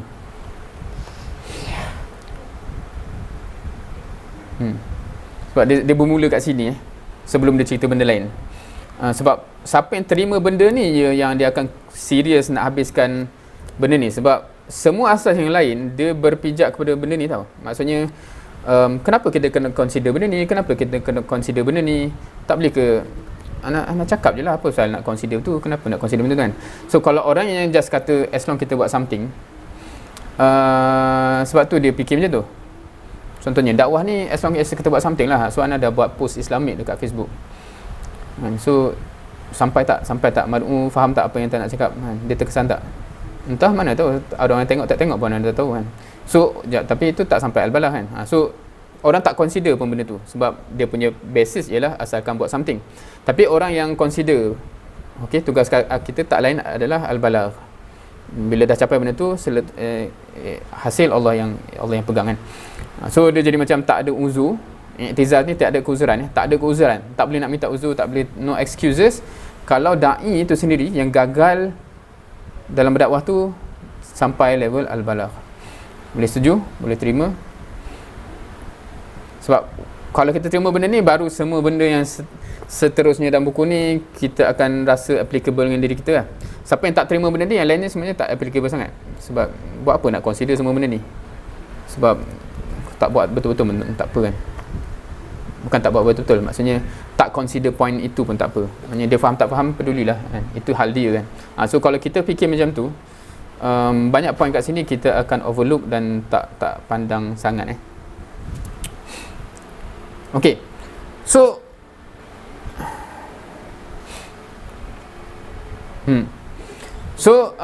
itu yang pertama maksudnya kita kena realize kalau kita cakap point ni, we have no excuse kepada Allah sekiranya kita gagal untuk capai a certain level yang menyebabkan bila kita deliver dakwah kita al-balah tu tercapai so kalau kita terima benda tu, dan of course point-point lepas ni ialah what are some of the points yang kita kena titik beratkan untuk ensure al-balah tu sampai.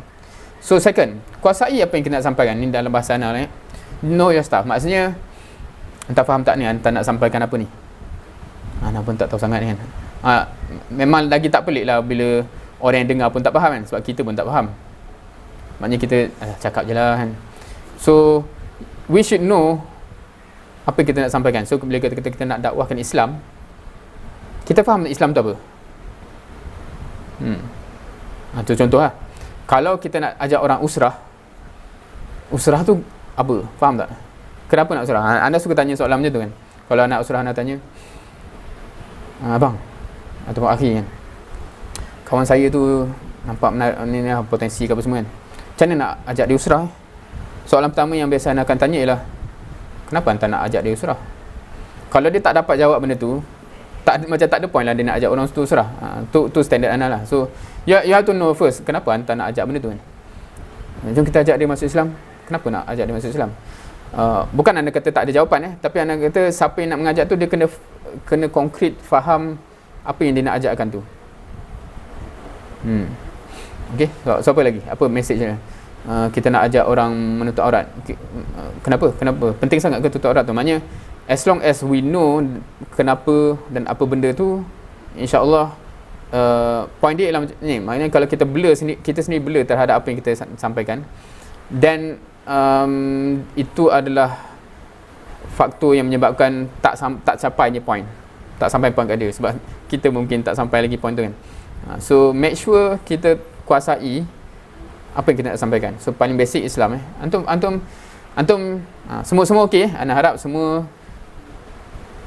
Islam tu apa, hopefully antum amat faham dan amat yakin. Kalau orang tanya kenapa Islam ni yang betul antum boleh jawab ke soalan-soalan macam tu kalau sembang dengan member non muslim? Kenapa kau rasa Islam tu yang betul Antum boleh jawab. Kenapa? Why do you think Islam is the truth and not Christianity? So kalau kita I don't know, but my father said itu dah petanda kita tak tahulah.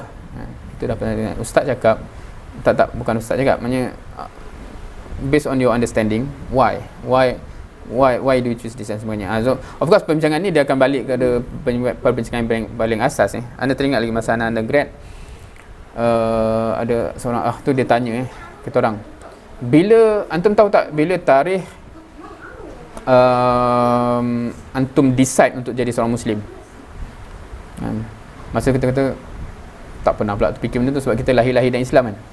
So dan dia tegaskan ada beza orang yang realise bila dia actually buat decision untuk jadi, memang aku cukup yakin inilah kebenaran, sebab tu aku nak stick dengan benda ni sampai mati, sebab inilah hakikatnya kan. Dengan orang yang just follow the flow, kebetulan alhamdulillah kita lahir dalam keluarga Islam, so just follow lah. Sama macam orang lain kebetulan dia lahir dalam keluarga Kristian. So harapnya kita bukan isu kebetulan lah, kita actually faham and convinced kenapa Islam tu benar. Bukan mampu jawab exam soalan tu, tapi convince. Yang itu isu yang anda nampak kebanyakan umat Islam tak settle benda tu. Sebab tu bila tanya soalan semudah itu, dia tak dapat jawab. Okey, itu kedua know our stuff. Apatah lagi kalau kita ajak orang untuk berdakwah. Kan kalau kita pun tak convince dakwah ni penting sangat kan?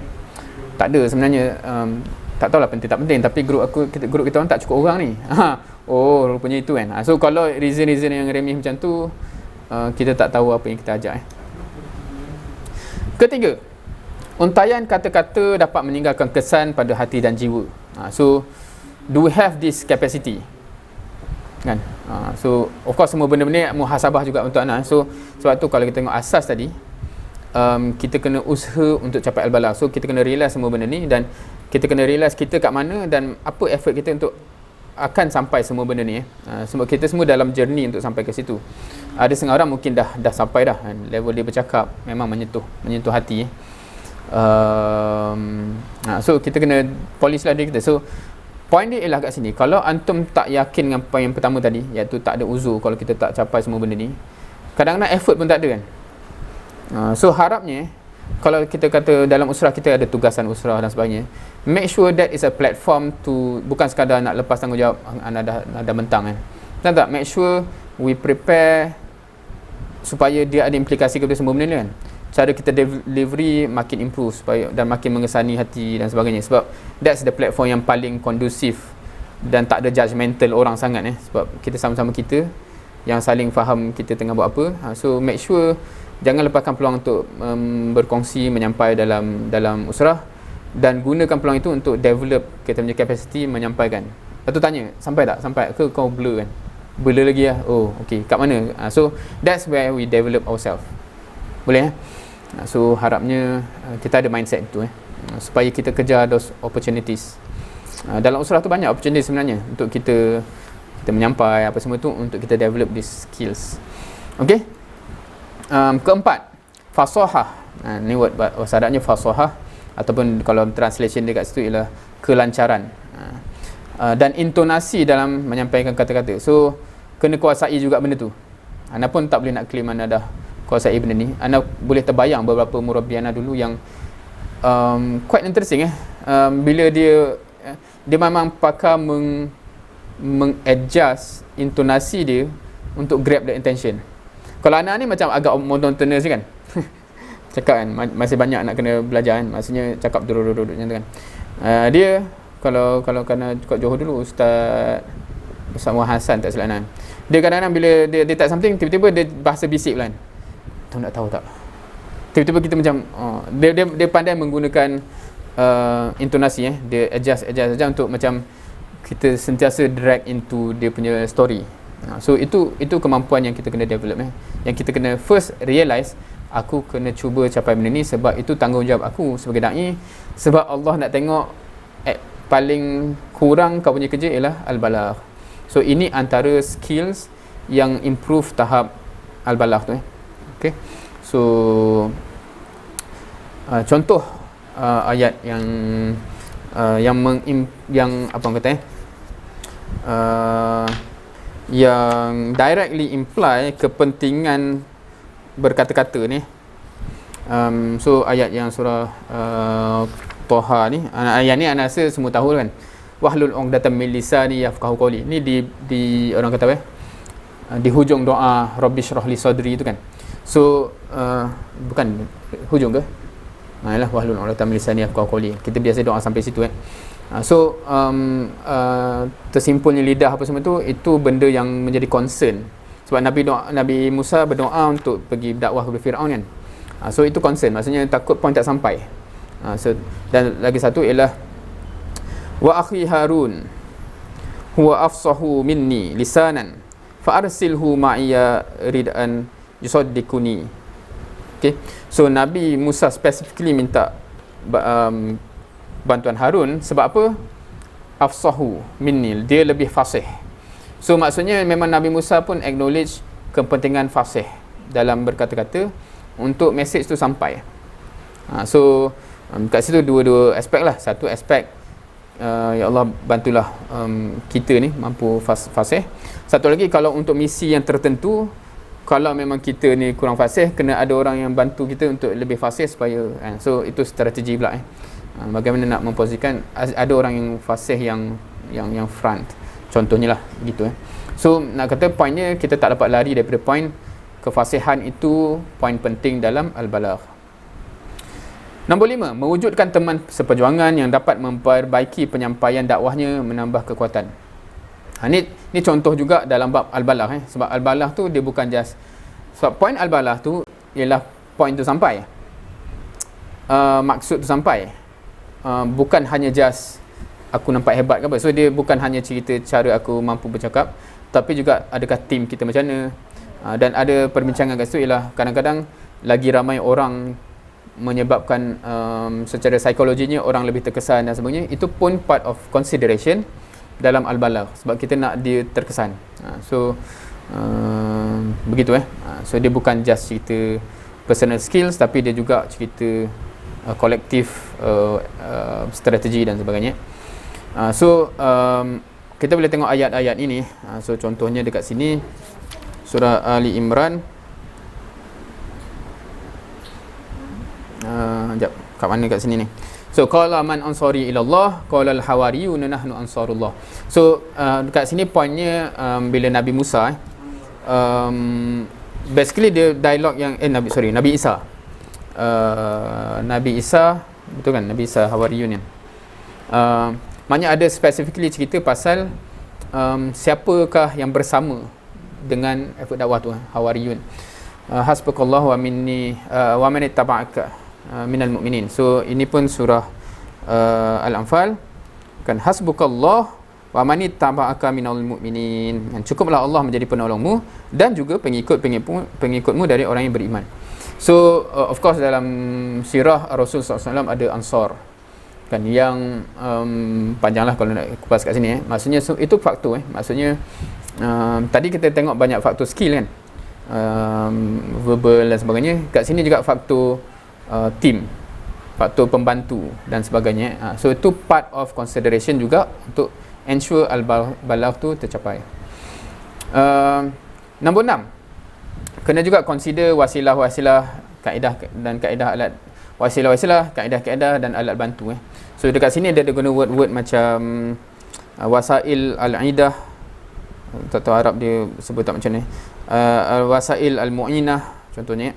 So dekat sini kita buat contoh beberapa contoh. So kita pergi sekali lalu. So maknanya kena consider juga sebab benda ni dalam aspek nak make sure point tu sampai, kadang-kadang ada approach tertentu, ada kaedah tertentu, ada alat-alat bantu tertentu yang boleh mengimprove untuk point tu sampai. Kalau hari ni effort anda mungkin anda cuba guna slide ni macam ni kan, dan anda cubalah font macam mana ke apa, dengan effort yang harapnya membantu point tu sampai. So itu contoh effort ke arah konteks ini. So kisah Nabi Ibrahim dan dialog berkenaan bulan, bintang, matahari ni familiar ke kisah ni? Tengok masa anda tak sure sempat ke tak nak baca surah tu. Sebab dia kalau antum nak refer surah Al-An'am ayat 76 hingga 79 Familiar? Siapa familiar kat sini? Familiar Isu masyarakat kita, kisah ni biasanya dipotret sebagai kisah Nabi Ibrahim cari Tuhan tau. Betul tak? Kita biasa tahu kisah ni ialah kisah Nabi Ibrahim mencari Tuhan. Betul tak? Ke tak? Ke siapa yang tahu kisah ni sebagai kisah lain? Betul Tapi kalau kita baca kat surah, sebab tu kat sini dikupas kisah tu adalah kisah dakwah. Siapa faham kalau sebut macam tu? Maknanya Nabi Ibrahim menggunakan approach itu untuk mengetuk hati mad'u dia. Wah, bulan ni hebat Oh, tapi bulan ni hilang pula, takkan ni Tuhan. Faham ke? Dia guna approach itu. Dia bukan actually cari Tuhan. Sebab tu bila tengok hujung ni dia kata, aku tak nak Tuhan ni macam ni kan. Hilang kejap ada kejap tak ada. Allah lah yang tu. Sebab itu conclusion dia. So itu kaedah dia, uslub dia kalau kita cakap kaedah-kaedah yang bermacam. So Nabi Ibrahim ni agak kreatif kalau kita tengok kisah-kisah dia. So dia menggunakan approach tu. Masalah kita itulah sebab mungkin kebanyakan kita baca Quran memang tak ada mindset dakwah. So bila kita tengok Nabi pun, Nabi tu macam kita kot tak tahu Tuhan tu apa. Mungkin kita gitulah kan. Sedangkan Nabi tu semua kisah dakwah kan. So itu kalau siapa yang tak convince, baca dalam buku tu semua hujah-hujah dia nak emphasize memang dalam Quran menggambarkan itu cerita kaedah dakwah, teknik dakwah Nabi Ibrahim yang digunakan. So quite interesting. Bagaimana dia guna, sebenarnya kisah macam ni sama juga macam kalau antum biasa dengan kisah Habib An-Najjar dalam surah Yasin tu kan, yang lari dari hujung kota tu. Dia guna bahasa kita apa bukan cakap ajuk ke, macam kita bercakap seolahnya kita di tempat dia. Tapi kita tak yakin macam tu sebenarnya. Tapi kita nak dia relate dengan point yang kita cuba sampaikan tanpa directly kita bodohnya siapa yang sembah Tuhan matahari ni kan. Dia bukan guna approach macam tu, sebab approach macam tu mungkin tak hikmah kan. Sebab dia akan confront. Kau cakap siapa bodoh tadi? Tapi dia buat macam kita kan.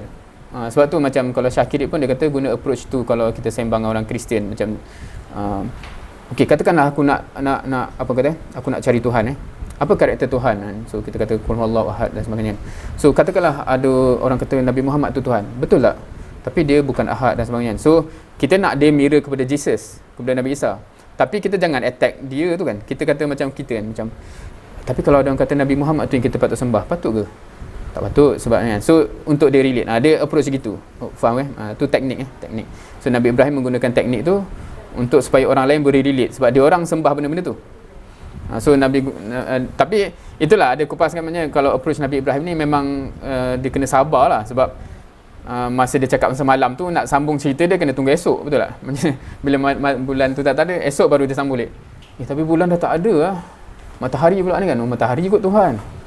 So memang panjang lah dia punya approach dakwah itu. Satu lagi kisah yang ni lagi famous, tapi yang ni memang anda rasa kisah ni memang famous sebagai approach dakwah, betul tak? Kisah Nabi Ibrahim memecahkan berhala tu kan, yang akhirnya dia letak kapak dekat berhala yang paling besar tu kan. Anda letak berhala besar kat Malaysia ni lah gambar ni. Kalau nak tengok kisah dia, surah Al-Anbiya ayat 58 hingga 63. Yang tu memang approach juga supaya diorang fikir kan, sebab diorang rasa berhala tu ada konsep dia kan, dia boleh apa-apa.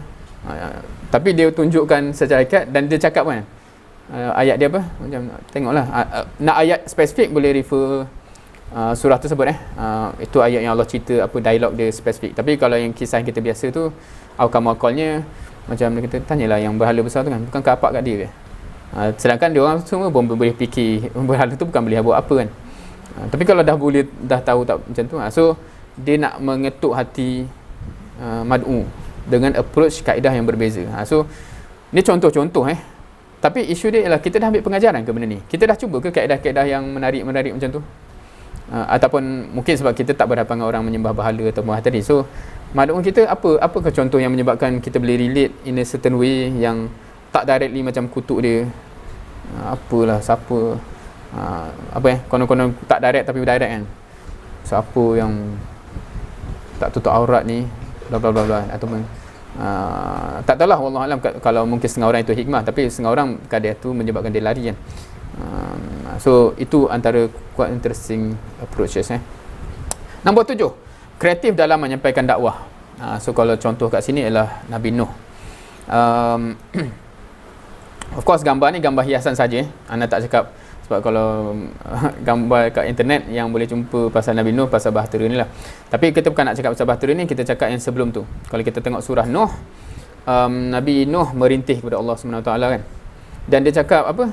Kalau kita tengok surah Nuh tu, dia dah guna segala approach yang mampu difikirkan.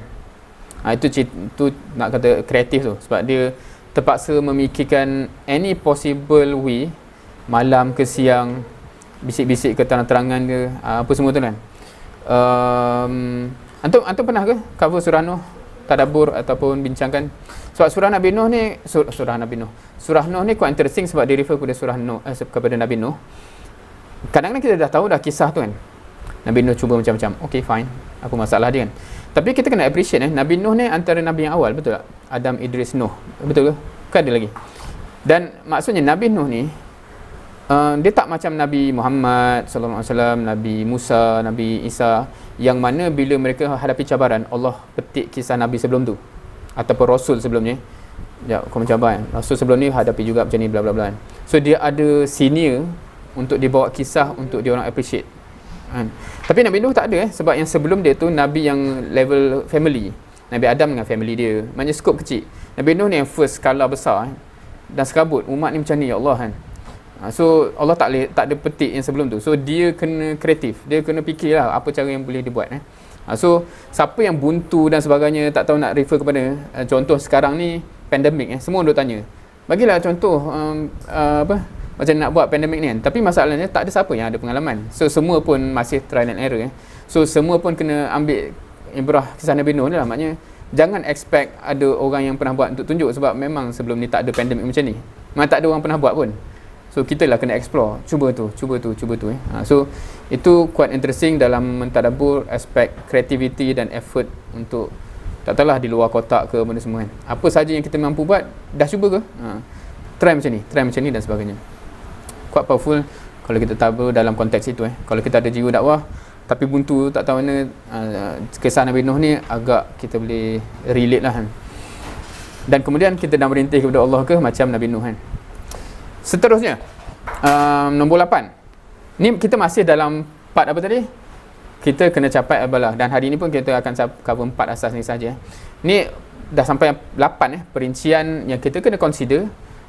Benda yang kena consider kalau kita serius bab nak capai al-balah. Nombor 8, hikmah terhadap bad'u, guna kaedah yang mudah diterima dan sebagainya. So penjangkaan sini panjang hikmah, guna kaedah yang mudah diterima. So ada kupasan ke? Okey, satu contoh yang dia bawa quite interestingly, ini dari segi approach umum.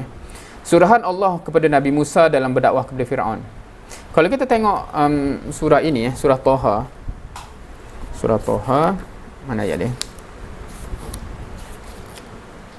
Ayat 43 dan 44.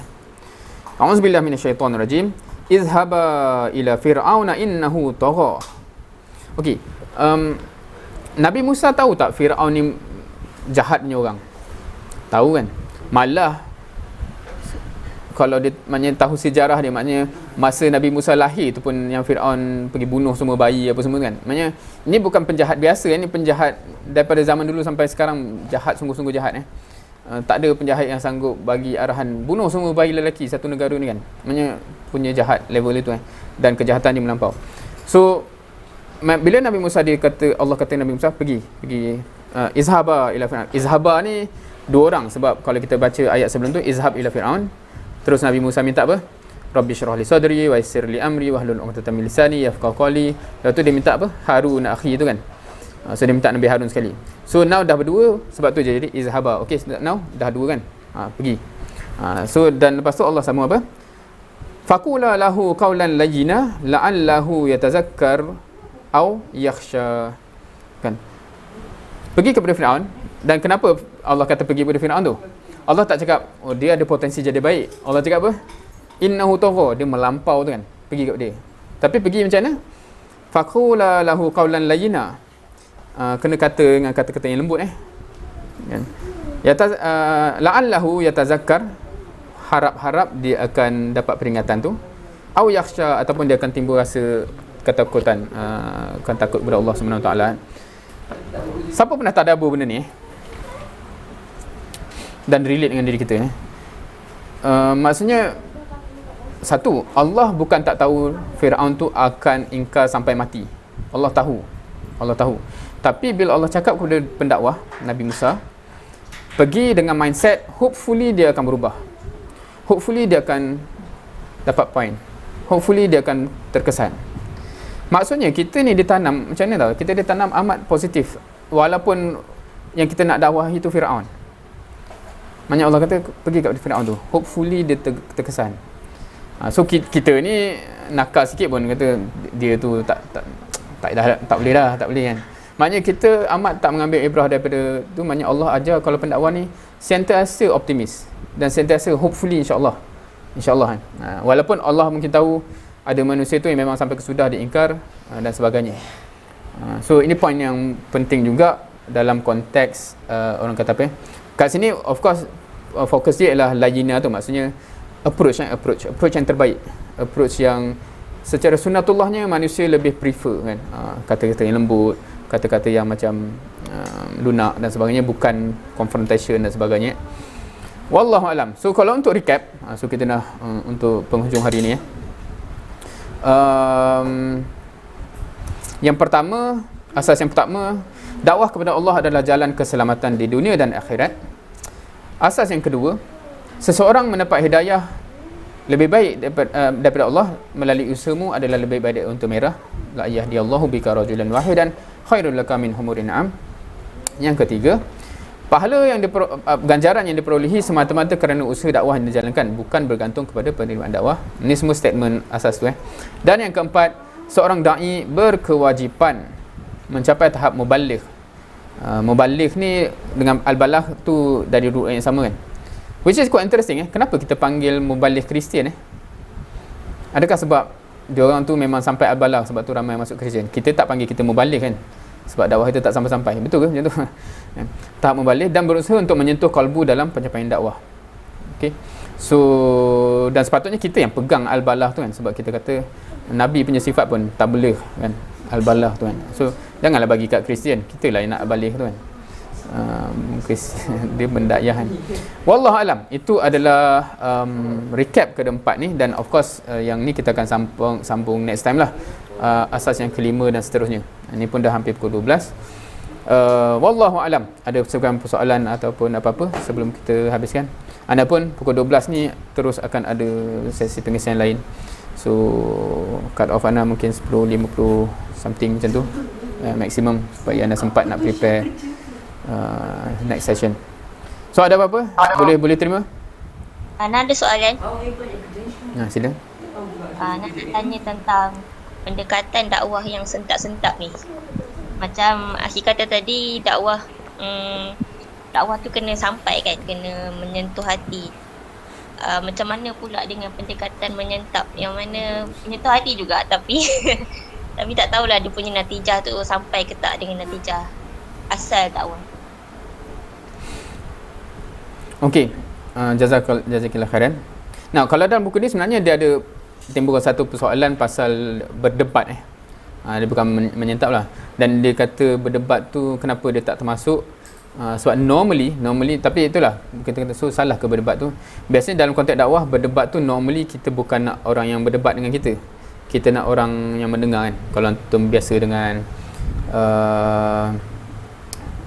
siapa macam Zakir Naik, siapa guru Zakir Naik tu, lupa nama dia.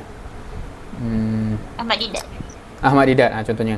So dia jarang target dakwah dia orang kat sana, tapi dia nak target pengikut orang kat sana tu kan, yang mendengar. So dia bawa argument. So kita kena faham framing So bila kita cakap debat dengan mad'u, yang tu yang problem, sebab kita nak dia tapi kita beri lawan dia. Dia akan lawan balik, macam berdebat tu kan. Tapi kalau kita nak orang lain, dia ni bukan kita tak ada chance, tapi maksudnya tu. So itu dah approach yang berbeza. So sama juga dengan sentap kalau kita to be fair, sebab anda pun tak tahu, mungkin ada setengah karakter manusia yang bila ada satu benda tu yang secara umum tu maksudnya dia sebaran am dan orang tertengok, dan mungkin benda tu mengetuk dia, sentap kan. So dia mungkin boleh jadi satu trigger point untuk dia mencari. Faham ke? Tetapi kalau kita dengan dia kan, kita berdua dengan dia, kita sentap ana tak sure benda tu positif ke, ada apa positif ke tak. Macam masya-Allah ya, terima kasih ana sekarang ana tak sure lah ada manusia macam tu ke tak. Sebab secara umumnya mungkin tidak kan, betul ke? Ni semua dah jadi ijtihad Tapi bila kita cakap, sebab tadi point dia first ialah bila kita mengharapkan dakwah tu sampai kepada dia So amat jarang manusia yang approach kasar lah, quote unquote kasar ke apa tu, is the best approach.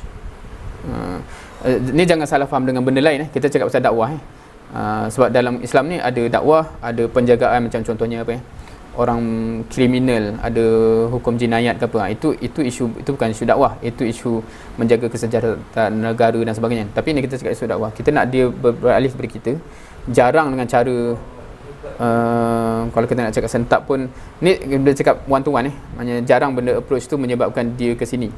Tapi kalau kita cakap cyberan umum, just kerana untuk nak kata apa just untuk trigger point, untuk spark something, dan kemudiannya bila kita directly approach dengan dia semua tu, approach dia lain, itu wallahualam, itu mungkin ijtihad yang mungkin ada digunakan. Wallahualam, itu respon ana kepada approach yang sebegitu dia macam apa macam kalau orang yang buat drama ke, buat movie ke apa sebagainya, contohnya movie tu directly address karakter tertentu contoh mungkin menyebabkan orang yang karakter tu mungkin ada terkesan, mungkin tapi dia agak berbeza kalau kita depan dengan dia, kita cakap maknanya point dia macam tu kan, orang yang macam ni memang tak guna tak tahulah apa bahasa kasar yang kita guna, dia jarang result dia sama. Faham ke? Menjawab ke soalan tu?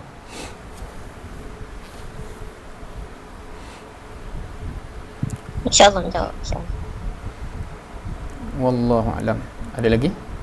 Bila dah faham semua ni, nak buat apa sekarang? Okey, nak buat apa Satu, of course, tak habis cerita lagi ni, kena sambung dengar yang seterus-terusnya lah. Tak habis cerita, yang masih banyak bila nak cakap untuk sampaikan al-balagh apa semua tu, masih panjang ceritanya, dalam dimension yang berbeza. Tapi sekarang pertamanya, hopefully dalam empat item ni, empat asas ni, hopefully kita dah sedar status dakwah tu, hopefully yang tu settle. Kedua, hopefully mindset kita bila kita merancang apa benda, dia bukan asalkan ada something, bukan asalkan buat program, tetapi cara kita model benda tu yang memang secara sunnatullahnya dia akan dapat result. Faham ke? Macam kalau dalam perancangan pun kita sekejap, kalau buat macam ni orang kan ni ke, kalau masa tu pun dah tu tak apa, asalkan buat kan, kita KPI kita 2 program semester, itu dah problem lah. Dia macam mana nak buat supaya sunnatullahnya, secara hukum alam normalnya orang akan terkesan kalau macam ni kan. So tetapi kemudian yang asal kita gitu, sekiranya hasilnya tak dapat dan sebagainya, kita dah usaha setakat mana al-balagh tadi tu, itu dah masuk empat tadi kan. Maknanya cara tahap usaha kita yang secara effort yang mampu dipikir oleh manusia, itu dah memang caranya untuk dapatkan hati-hati manusia. Tapi Allah tak bagi, insya-Allah Allah ganjari based on usaha kita tadi. Dan yang nombor 4 tu ialah, so my personal responsibility apa. So aku kena pastikan aku mencapai al-balagh supaya kita fulfill lah tanggungjawab kita dan kita boleh jawab dengan Allah, ini yang kita boleh buat, itu tanggungjawab kita. So dia akan jadi, now kita kena realise dalam aspek siapa yang tak pernah menyampaikan daurah, bolehlah berlatih-latih kan, sebab ni jadi cerita panjang, anda tak boleh cerita sekarang rasanya, tapi ada reason kenapa anda jadi ketagih bagi daurah boleh ke guna word tu, sebab orang kata apa, yang paling benefit adalah anda sendiri dalam konteks sentiasa mengimprove penyampaian. Sebab biasanya kalau sebelum ni biasanya habis bagi daurah anda akan driving balik, sepanjang driving tu akan sentiasa rewind balik apa kesilapan, mula nak cakap point ni tapi tersilap, dia sentiasa kita akan keep on improving, yang takkan berlaku kalau kita bukan nature kita sentiasa bagi daurah, bagi penyampaian dan sebagainya. Itu antara benda. Second, yang banyak poin-poin tadilah dalam asas yang keempat tadi, macam-macam poin yang disebut pasal fasahah kita, pasal okay, first and foremost kita tahu ke kenapa kita buat semua benda ni sebelum kita nak ajak orang kepada kita ni. Kenapa kita Islam, kenapa kita ikut usrah, kenapa kalau orang ajak pergi daurah, antum tahu ke kenapa kena pergi daurah? Contohnya soalan begitu kan. So kalau kita pun entah sebab nakik suruh ataupun apa semua macam tu, dia macam okay, make sure kita find out dulu kan. Kalau kita cakap tak silapnya yang kedua tadi kan, point dia know your stuff, tahu kenapa kita buat semua benda ni sebelum kita nak ajak orang ke sini kan, dan skill-skill yang lain tadi. So itu up till this point lah, dan of course kita akan sambung lagi dan akan bertambah lagi lah list what to do tu kan. Tapi sebelum sampai tu pun try semua, apply semua benda tadi. Siapa yang jarang dapat peluang untuk menyampai dalam halaqah dan usrah, minta peluang tu walaupun sikit supaya kita boleh sentiasa di-improve kan. Kawan-kawan kita boleh komen, kau kena bagi contoh sikit kot, teori sangat tu tak faham macam mana nak relate dengan kehidupan, whatever. Dan kita akan develop lah sebenarnya, kita akan realise kita banyak develop once kita go through the process. Selagi kita tak buat benda tu, start menyampai, start berkongsi kefahaman dan sebagainya, we will never improve sebab kita tak ada starting point. Itu poin besar untuk amalan masing-masing lepas ni lah, insyaAllah. Wallahu alam. Ada lagi ke? Tinggal 2 minit ni sebelum mana memang kena minta uzur, minta izin supaya anda tak terlambat start sesi pukul 12. Ada lagi ke? Okey, kalau tak ada, jazakumullah khairan katsira sudi mendengar dan juga sudi menjemput penganjur, dan insyaAllah kita jumpa lagi pada sambungannya. Kita akan cover beberapa lagi asas yang lepas ni, dan hopefully antum dah start lah buat something macam yang kita sebut tadi supaya yang lepas ni dia makin senang dihadam, insyaAllah. Okay, wallahu alam. Mohon maaf, anda perlu minta diri dulu. Wassalamualaikum warahmatullahi wabarakatuh.